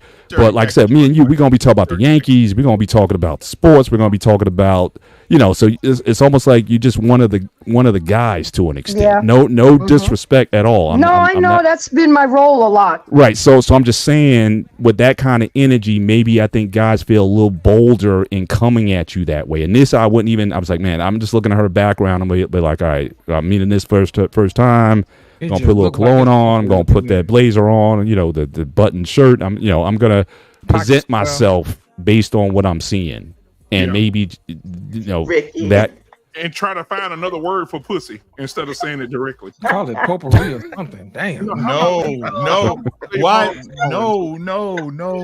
What is y'all talking about? What is y'all talking about? What are y'all talking about? No. You don't have to find a way to ask for pussy.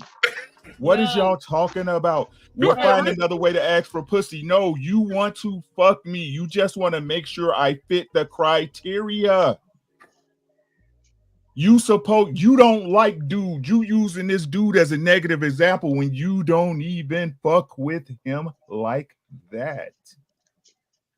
This is a false dichotomy. You don't like him. Whatever example you using, the dude that got you flowers and met your criteria got some pussy. Ain't that what you said? Couple weeks. Because he was a gentleman about it. He was graceful with it. That shit over with.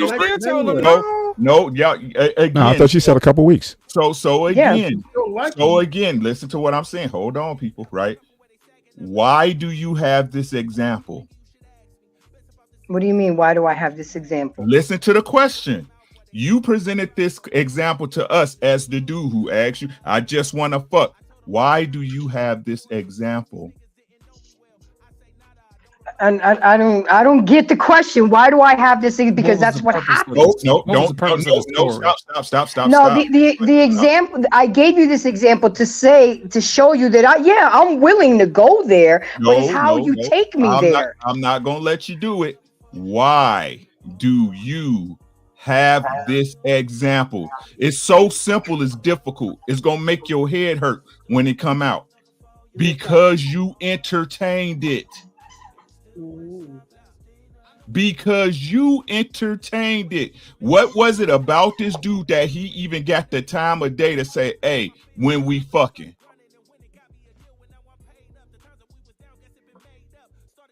What did you just shrug? What? It had to be the cheddar biscuits, but go ahead. You see what I'm saying? All this shit starts with choices, and this is what y'all don't get. It all starts with choices, and you make the choice to put yourself in this shit and then complain about it. Don't complain about it. However that man reached you, whether it was Instagram, TikTok, your mama gave him your number at church. When he called or whatever the fuck happened, you picked up the phone and you entertained this nigga. Right?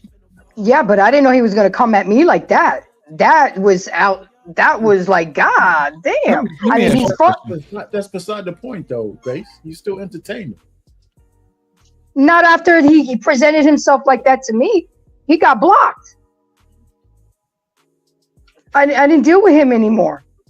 So basically, you just wanted to get something to eat. Is that the end of the day? I wanted to get to know him. I wanted to see if we can click. Y'all went out on a date, right? Y'all went on a date. No, right? we never even went out. Not with this one. We never even went out. I thought you said hold on. I thought y'all got a meal. I thought you got a meal out of him. No, this is the guy with the flowers and the cake and the strawberries and stuff. Right. That's a different guy. Okay. That's a different guy. So if he show up, the question still stands. The question still stands. Go ahead.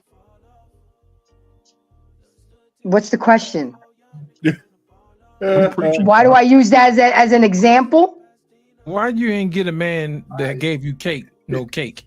That's what we want to know. No, I'm telling you, that's the one that got it.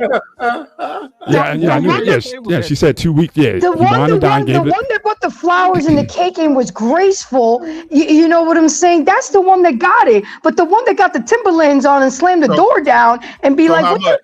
So why you ain't stay with the dude with the kid? So yeah. So how He much? thought I was too ghetto. He broke up with me. Right. So see, I'm saying. So you're in this quandary. You want that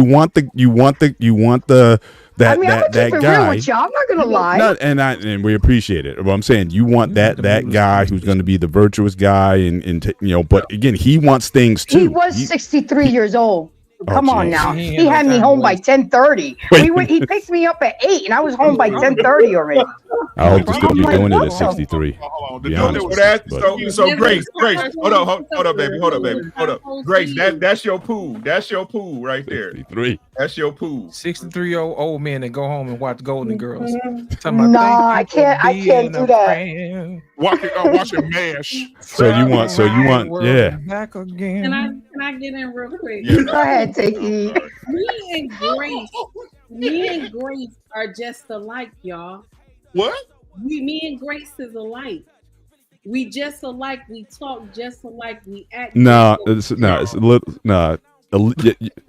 a little bit different. Like Embrace is like, again, no disrespect. I like you a lot. You like one of the homies. You know what I mean? Like I said, we don't Take Heed. I see a bit more of that. Again, you're not gonna come at Take Heed talking that kind of language either. So I think Anissa and Take Heed are more like than Embrace with any one of them. I just think there's a way you carry yourself that is not going to attract a lot of different men to you like that. At least that. Correct me if I'm wrong, guys. Correct me on it. But the only difference between Take Heed, the only difference between Take Heed and Embrace the Grace is obedience. Did you hear what I said? That's it. That's the only difference. Okay. That's it. Go ahead, Take Heed. I just had to Wait, so you don't think I have the capabilities of being obedient and submissive? No, because I told you to be. I was a soft. wife You for didn't 12 listen. years. No, listen, you still talking over me. I told you to be quiet. That's your problem. I didn't hear you say be quiet, That's sir. because you was busy talking. Now be quiet. You heard me now. That's the difference. Wait a minute. Obedience, like I said earlier, that's the difference. I'm just gonna be. I'm gonna keep it 1,000. Yeah, hold on. Keep it 1,000, brother. I like I said, all y'all the same. All y'all the same. I don't care what nobody say. We sit up here, we had this conversation. Now I know by the way y'all talk that all y'all had the same processing. Y'all just go about y'all shit differently. That's all it is. Well, look, first impression. I mean yeah. That's all it is, right? And some of y'all value a man higher than others, right? That's all it is. But when I listen to all y'all talk, right, especially when y'all being honest, and I appreciate it, right? I appreciate it, right? Because y'all say confirmation bias. All y'all do is confirm my biases, right? But all y'all think the same. I don't get these arguments where men say, okay, I want her to love me broke. Don't no woman want no broke nigga. She wants you around to fuck, yeah, but she wants you around for something too. Yeah, you got to be useful as a man. Yep.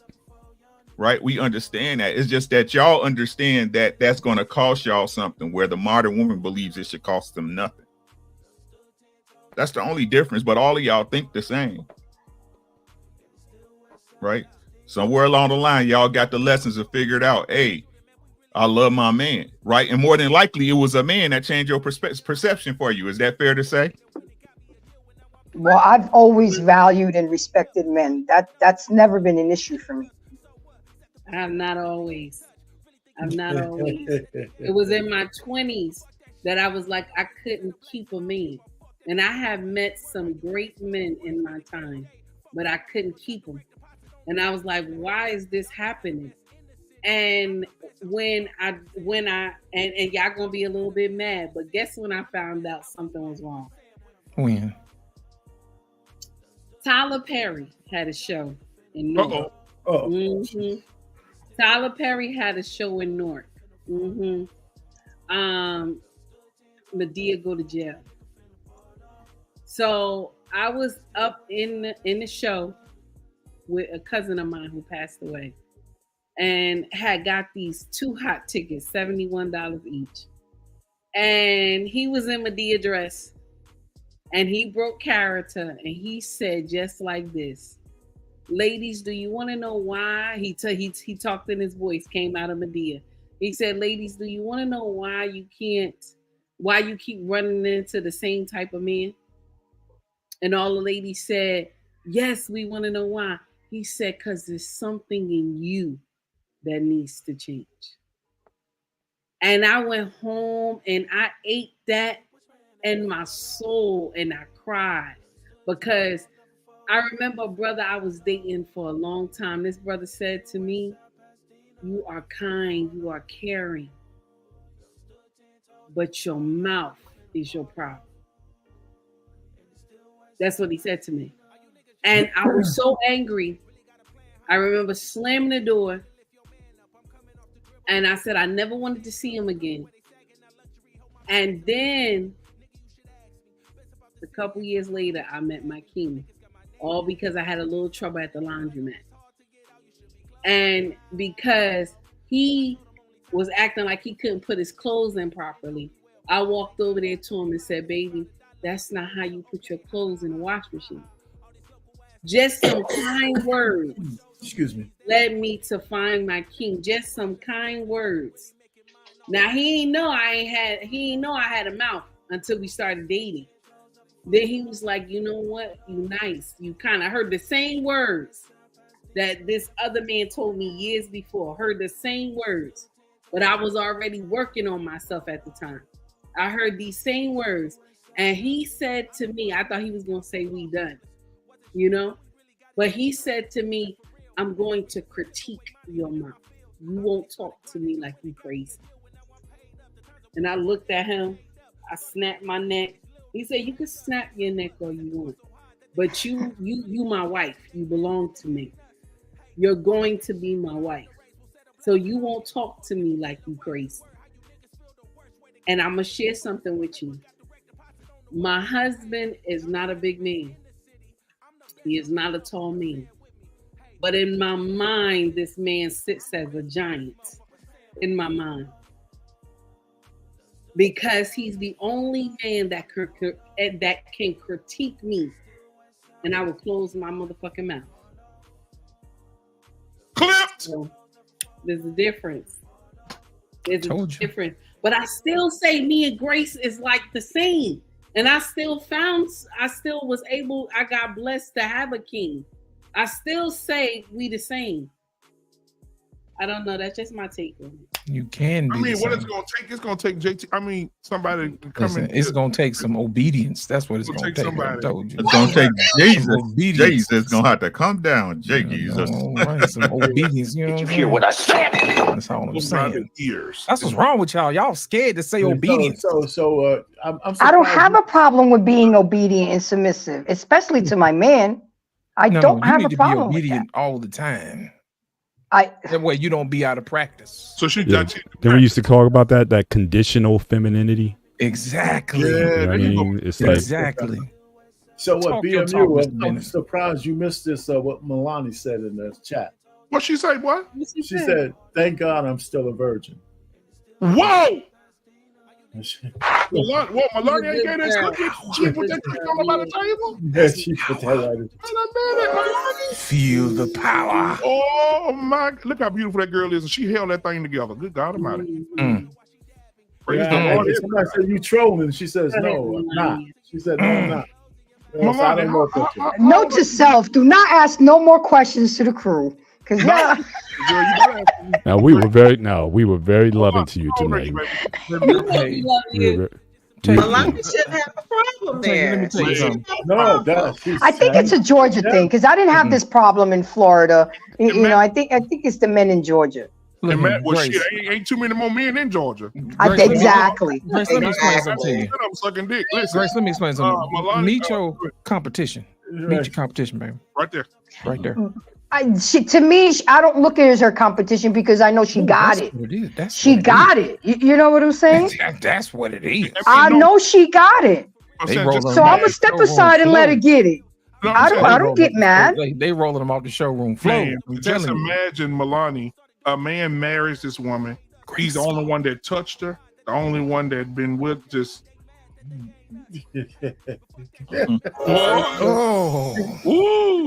I recognize Melania. I give her the respect. She got it. I've been there, done that already.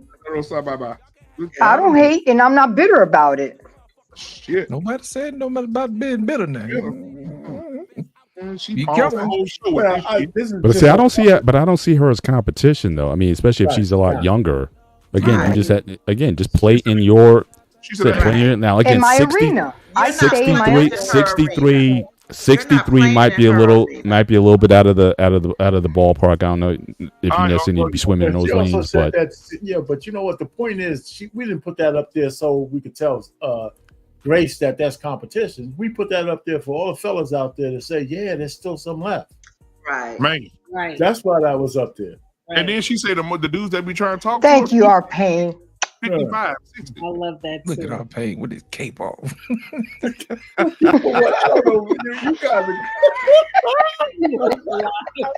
Y'all ain't shit, okay? Keep hope alive.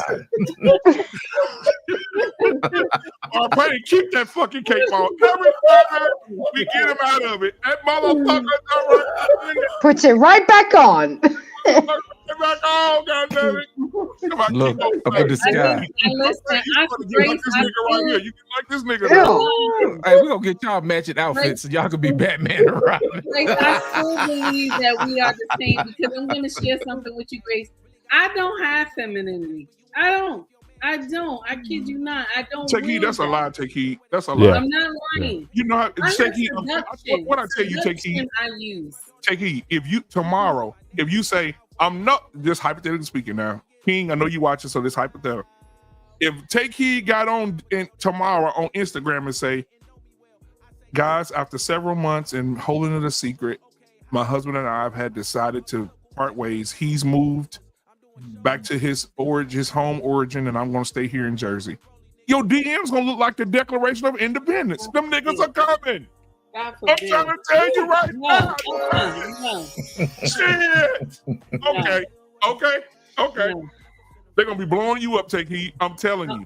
I'm only saying that, Grace, because we are right in so many ways. I don't believe that. I think somebody is there.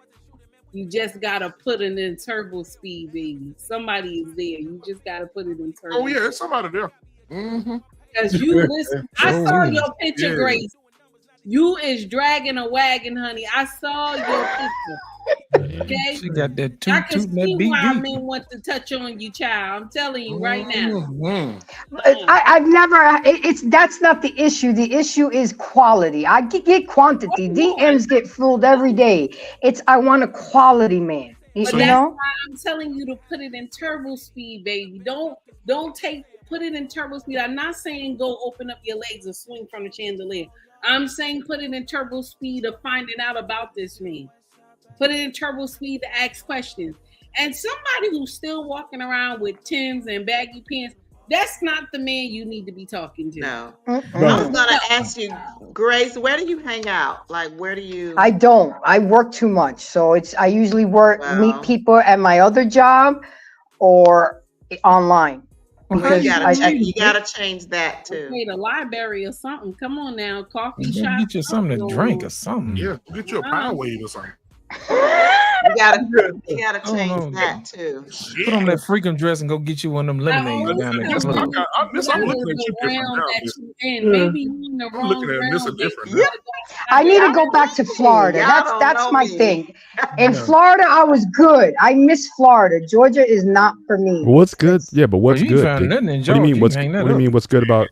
I mean, good is going to be the outcome, right? So, Well, Florida, you have more options. You got Caribbean men. You got the sun, the beach. You just, it's a whole different vibe. Here in Georgia, it's freaking woods. It's always dark. It's gloomy. Here from New York and Cali and the men know how to Northeast climb in coming the to woods, Florida too, to retire. I don't know. That are Just think again. You can have all those options out there, but what's good is ultimately going to be what gets you a result. So if you think the pool is selection is better there, then that might be an option. But sometimes having too many choices can be a problem. Let me help you out, Grace. Kevin used to charge people $1,000 for consultations. Okay. Yeah. I'm gonna let you be my first customer. Okay. I'm gonna keep charging you $1,000 a week until you come to your senses and you actually start listening. So it's gonna cost you to be disobedient. You know what I'm saying? It's gonna cost you. Think about it. Did you hear what I said? How bad do you want it? You see what I'm saying? You going to pay for it? You going to pay for what you want to. Think about it. You're trying to get from one place to another, but you don't know the information, right? You're going to need to find somebody who's got the information that's going to take you from one place to the next. Now, my thing is this. I can tell you what to do for free. You be obedient and you do it and you on your way. Or you could pay me for my time and be disobedient and take as long as you want until you broke. How you want to do this? I'm going to be obedient and listen. All right, then. We'll do what I tell you to do now. The Bible says obedience is better than sacrifice. But I don't see where I have a problem being. Where do you see that I have a problem being disobedient? Because you're resisting. I know what an obedient woman looks like. You're resisting. I told you last time, I said, be more gentle, be soft. You know what I'm saying? I told you that. And you still being disobedient. You want to turn it on and turn it off when you get ready. Right? I told you need to be soft all the time so you can get used to I need to be that. consistent with it, right? Yes. Don't y'all want consistency from us? Right? Don't y'all want them lights and bills and stuff paid and your nails and stuff done? Right? Don't y'all want to go on vacation on a consistent basis? Well, guess what? We need cooperation on a consistent basis. Now embrace the grace. Why are you thinking about that? Let me read these super chats, okay? Our Shadow 999 super chat says, ladies and gentlemen, thank you so much, sir. S2 Reacts, $5 super chat says, if the power goes out, she'll be singing a different tune. All right. Gregory Scotland, $4.99 super chat says, remember the ABW is God in the black community. Even black men avoid heavy critique of them. So-called pro-black ebony with the white man. Stan Autry, $4.99. BMU, you need to get your minister license back. Performing exorcism, fam. Respect. Boy, you stupid. Big Ant, Anissa ain't drinking wine tonight. No, she drinking that special Kool-Aid that makes you tell the truth tonight. I know that's right. I'm telling you, I look at her different tonight. Big Ant, $10, another $10 super chat says, hold on, take heed. I walk around in baggy jeans and Timberlands, so what you saying?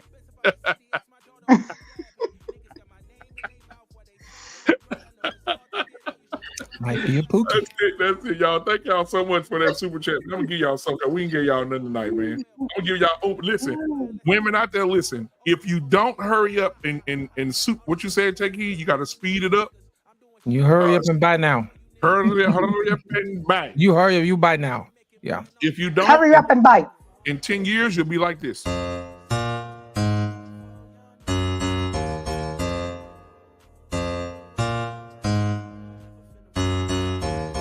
Call me Bucky, niggas lucky that I'm innocent. If I didn't have no morals, I'd be menacing. How about nigga rapping conscious but he ignorant? How he from the hood but still gon' go legitimate? How he fuck a bunch of bitches but they still respect the women? He still rolling this another, he just got the windows tinted. Homie stabbed me in the back and that can never be forgiven. In my prime been. All right. Lord have mercy. We got to give him something better than that, man. What you want we to get? We need an eye cleanser. You want Moss? Yeah, man. Run Moss, man. We need an icon. Whatever you want, whoa, whatever you need, my heart belongs to you. Oh, whatever you need, then nothing I won't do. Oh, whatever you want, my heart belongs to you.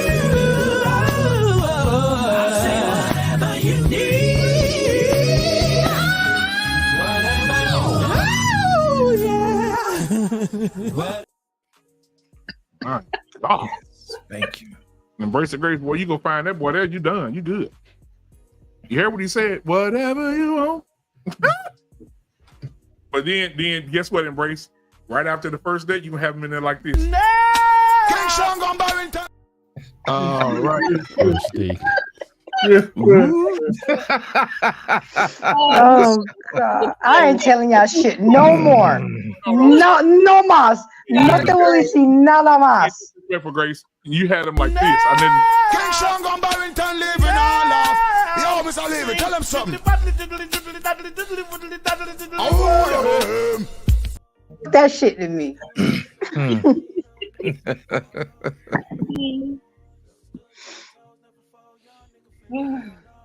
Grace, we love you. Yes, I We love know. you. I know. I'm And just we gonna asking get you- questions. We gonna find you the man that's gonna put your ankles by your ears. Oh my God! And take away all your fears. After a couple of beers. Cheers. Damn.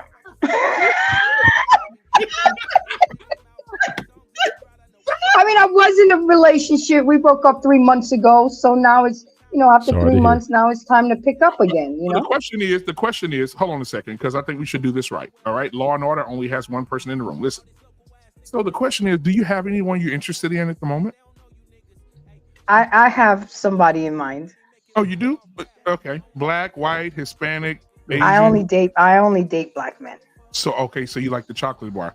With dark nuts skin. out. with. He's sitting next to you because why is you looking like that? It's looking to the camera. I mean, I'm looking at the chat. No, don't look at the chat. Trust Look at me, the camera. if he was here right now, I would not be here with y'all. Listen. Oh, there you go, right there. Hey, there you go. I got my drink in my tooth. Oh my God. Oh, shit. Let's see that swoon. Let's see that swoon. That swoon. Yeah, she's got swoon over there. Can y'all stop? She turning rosy red like Santa Claus. Look at her. The sight of that video, she blushing hard. Look at them cheeks. Oh, we playing I hate y'all. Is Rosy BMU cheeks. doing it? BMU doing it? Yeah, I don't know what's going on. Embrace the Grace got to get evicted from Georgia. I'm looking at the chats. That's why I turned my head. Okay. They ain't saying nothing. they doing what Trust they me. do. Leave the Trust channel me. You know what I think? I think that when you get off tonight, when you get offline tonight, Here we go. And call that man and tell him, I'm ready. Oh, I like that.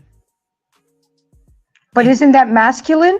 Isn't that too aggressive? So y'all got me confused. No, so wait to say it. Just call him and be like, Depends hey, on man, how you go say ahead, it, nigga. though. Yeah, there you go. Depends on how you say it. How you say it. Don't call and say I'm ready, nigga. When you want your husband to lay you down, right? You don't say it rude. You say, Daddy, I need that. You say that's what you. That's how you. Run that back again. Yo, clip that. Run that back again. That's what you say. That's what you say. So now he look at you. And he say, I can help you, baby. You know what I'm saying? See, but I do it in take heed. I do it in Spanish. I'd be like, Papi. No, that's too loud. Oh, how is that? How is that? Yo, You gotta no. You gotta whisper in his ear. You gotta say, hi. Come on, Grace. You supposed to say, hi. Boss man says, started with Daddy, damn it. Yeah, go ahead. Whisper it in, Brace. Go ahead. You looking in the damn chat. I'm looking at the fucking chat. Whisper that shit. Go ahead. come give me some daddy. Oh, Spanish, goddammit. I thought you said Spanish. Yeah. Oh, papi chulo, dame un ching. Say, I want that dick now. Say it. Stop! No. So you can clip me? Hell no. Give me. So you can clip me and I go on my timeline and look at him. Look at him. Through the Fire podcast. So Embrace, I know you said your background, you're Dominican and Italian. So do you feel, is there an affinity that you find yourself more with? Do you feel some more Dominican or on the Italian side? And when it comes to that, do you see Italian women and Latin women different in terms of how they approach that? Well, Latin women are a little bit more aggressive than Italian women, because my Italian aunties, they were very more graceful, softer, and my Dominican side, and we were loud and we were aggressive, and so it's just like a mix of both. Hey, well, you see what Clement said. Clement said, "Damn, Grace, where you at? I'm on my way." Well, with that loud ass, trash ass microphone you got, she can hear you. Shit, just start talking. He talking about I'm gonna have to take my hat off though. I'm not. Yeah, that kind of get in the way. He'll make me change teams. Yeah, this is the first time you guys see me with a hat on. The only reason I wore it because we had to win to beat the Baltimore Orioles, and we did. So somebody gonna beat somebody. They gonna beat on baseball team though. See, you should, Grace. You should be taking advantage of this baseball cap on your head. You know what I'm saying? You should be whispering to your man, "Take me out to the ball. I'm done. Me out to the crowd. What's your fees and what? Buy me some peanuts and Cracker Jacks. Oh yes. I don't care if you never come back. Let's root for the home team. If they don't win, it's a shame. Yeah, because it's what? Cause it's 1, 2, 3 strikes are out of the old. See, that's how you should do it. Learn to use what you got, Grace. Plus, again, certainly a guy likes at certain times a guy likes a woman who can, again, we can watch the game together. Now, take heed, you don't strike me as a sports person. Like watching the game, ball strikes, all that, or you don't seem like a sports. At least I don't get that vibe from you that you're a sports person. Grace got that energy. So again, that's another advantage. Now, again, you might may not want to lead with it, but it's nice to have when you're on the couch or whatever, the game's going on, and we don't have to explain the game to you and whatnot. You can be all in it, and especially we got the same sports team. I probably watch ESPN more than the guy and know what's going on. I got alerts. I got teams. That's fine. I got it back. I would rather my wife watch ESPN than reality TV with the Real Housewives or whatever. So yeah, give me all the sports stats and whatnot. That's in fact, you could even come out with the she wears the jersey. You know what I'm saying? Talk with nothing to her, on, Mr. Bennett. with nothing underneath it. That's right. Yeah, with nothing underneath. You just come down. I've done that before. I've done that before at halftime, especially when you do that and talk about the games. Oh, we love you then. I'll make some lemon pepper wings, buffalo style wings, and fat people fries. That's what I make for the game. Yeah, you know what? Oh, another strike. You be like, yeah, on commercial, you strike this puss. What you do? You want another beer? Ladies and gentlemen, this is BMU Black Man on Filter After Hours. Be like, baby, I'm finna get you another beer. I'll be right back, and then you bend over, and then you bend over and grab it. You know what I'm saying? Let that ass spread over like that. I've done all of that. Been there, done that, ladies and gentlemen. It's not a question. It's not. But see, that's not the issue of that you've been there and done it. We got to get you back in you got to get back into the game, right? So you got to get on a team first, right? Right now, you're like a free agent. You're like you're looking, to get back on a roster. Once you're on a roster, then you're good, but you're not on a roster yet. So keep all those skills in handy. But what Loss is trying to get you to is to get you on a roster. Then all of those attributes and whatnot. Then that's when And I think you have enough wisdom there. You've had the experience before. I'm sure you learned your lessons from your first marriage and whatnot. So again, that you have value there. It's just getting you on a roster, getting you to the place where you need to be. So So I agree that listen to the brother. He's trying to give you some gems here. So I appreciate it. Sometimes you got to polish up your attributes from time to time. Yeah. Oh my God. Your skills are nothing. I mean, going to job interview, your skills aren't nothing unless you don't get those rounds of interview, And like I said, nowadays, it used to be one interview. Look, you got, you either in or out. Now that you go through rounds. And you can get to that last round. It's like, man, I thought I was in. And isn't that how dating is like now? It's like, yeah, you arriving with a guy, everything was good. And then what happened at the end? You know what I mean? So so we got to get you through that process. But once you're in, then yeah, I'm sure they'll see your worth, and I think you do have a lot to offer. Certainly once you're in that position, but you got to get there first. I got to get there. You got to get there. Get there. That is so sweet. I hear you. I hear y'all. I hear you lit. Oh wait, I hear you lit.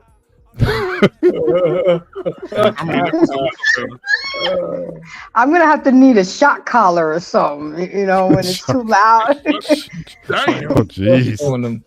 Go to Amazon and get you a decibel meter, okay? And you set it for -20. And if you go over -20, you're being too loud. Sometimes you got to train yourself. You know what I'm saying? You got to train yourself. That's so funny, man. All right, man. Well, hey, I think we did the job. I think we did the work tonight. Yeah. Yeah, y'all worked me out. Oh wow. This was good. This is first. I learned a lot more. I think I really appreciate learning a little bit more about you and kind of what your goals are and whatnot. And I think so now I'm a little bit more clear. I kind of suspected some of that. That's why I was asking some of the questions of you on that. But nah, I think if you go back and watch this or whatever, I think you'll get some nuggets from it for sure. But I think I think everyone's in agreement. We want everybody, certainly on this panel at least, to be in a good, healthy relationship and whatnot. We want the best for everybody. So you come back in a couple months and say, hey, I got my man or whatever. That we'd be holding back the tears for you. But we want the best. That's right. Yes. Why? Thank you. I appreciate that. I like that. Hey, oh my girl. God! I don't even say it's like I really have to try. Just like I had to work on being a damsel in distress. I used to just make up shit to feel like I needed. And go get that, and make sure you go to the store, get a banana, broomstick, cucumber, anything that get the practice in there. Go ahead. There's nothing wrong with you acting like that. There's nothing wrong with you acting like that because I do things myself. And I'll get up there and be like, honey, I need some help. Please, can you help me? and I know how to do it. I know how to do it. But I will just intentionally. Today, you know what happened today? We were in the kitchen and I had wore like this summer dress. So we in the kitchen. The kids are not here. So I was going on the other side of the table and my husband was coming from this side. He was like, girl, you sure look good in that summer dress. And I started laughing. I said, you better leave me alone. He chased me from around the kitchen to the kitchen sink. Can you imagine? So that's what I'm saying to you. That it's the way how you deliver, the way how you talk. And you can act like you don't know something. It's all right you ain't got to act like you know everything. And sometimes men like that. Yeah, you're right. You're All right. Well, ladies and gentlemen, this has been another episode that went a way that we just did not know it was going to go. But we appreciate everybody for coming out. Mr. Bennett for being a great moderator of relationship advice. Take heed for coming through and just swinging the bat hard and knocking it out the park. Because we know when Take Heed say, I love you. You know what's coming next. So we appreciate you. We appreciate R-Pain. Mick R-Pain, you've dibbled and dabbled in that cape a lot, so make sure you go wash it tonight. There's a super chat you missed. Super chat. Let's see. Through the fire, right? Yeah. Mm-hmm. Through the Fire Podcast, sure. On super chat, man. Thank you so much, Hello BMU family. What's going on, man? I know you at the plantation, so but we appreciate you. I appreciate you. But I did want to say, thank you guys. Lost in Translation, thank you, man, for making sure that you got your perspective out. Embrace the grace. Give somebody grace. Speed up the process, and don't make a mess. And in 6 months, you'll be in a bedroom with a dark chocolate man laying on his chest. You just do the rest. I know. Okay, I'm done. Good night, y'all. All right, y'all have a good night, man. We love y'all. All right. We'll see y'all on Happy Juneteenth for those who celebrate. Again, Juneteenth. your ancestors, I understand the assignment. So, hey, you know. Mr. Bennett, y'all working tomorrow? Nah, I got the day off. So my wife and I are going to, spend the day, do some things, and just hang out. Okay, y'all doing the sports show tomorrow? Yes, for sure. Okay. Yeah, maybe I got to. Celtics 18-time world champions. So that's gonna be Congratulations. Headline the show. So absolutely. Then we got to talk about Tank Davis. Beat a guy like he stole his money from him. You know what I'm saying? So we talk about boxing tomorrow night. And rest in power to the great Say Hey Kid Willie Mays, passed today, 93 years old. Wow. And so again, we lost another great one, and certainly a trailblazer in Major League Baseball. So a lot of that stuff's going to be covered tomorrow. Looking forward to the show, and so tune in tomorrow night for the one-on-one sports show here on the BMU Network. And JT will be on tomorrow night at 8:30 Central Standard Time. JT will be doing a show tomorrow night at 8:30 Central Standard Time. Y'all know him? JT, bald black guy, chocolate with glasses. We call him Liquid Thunder from time to time. Liquid Thunder, Hershey's with nuts. Man. Yeah. Can we move it along? Oh, I'm sorry. I didn't know you wanted us to move along. Okay, ladies and gentlemen, thank you so much. We'll see y'all later, and peace out.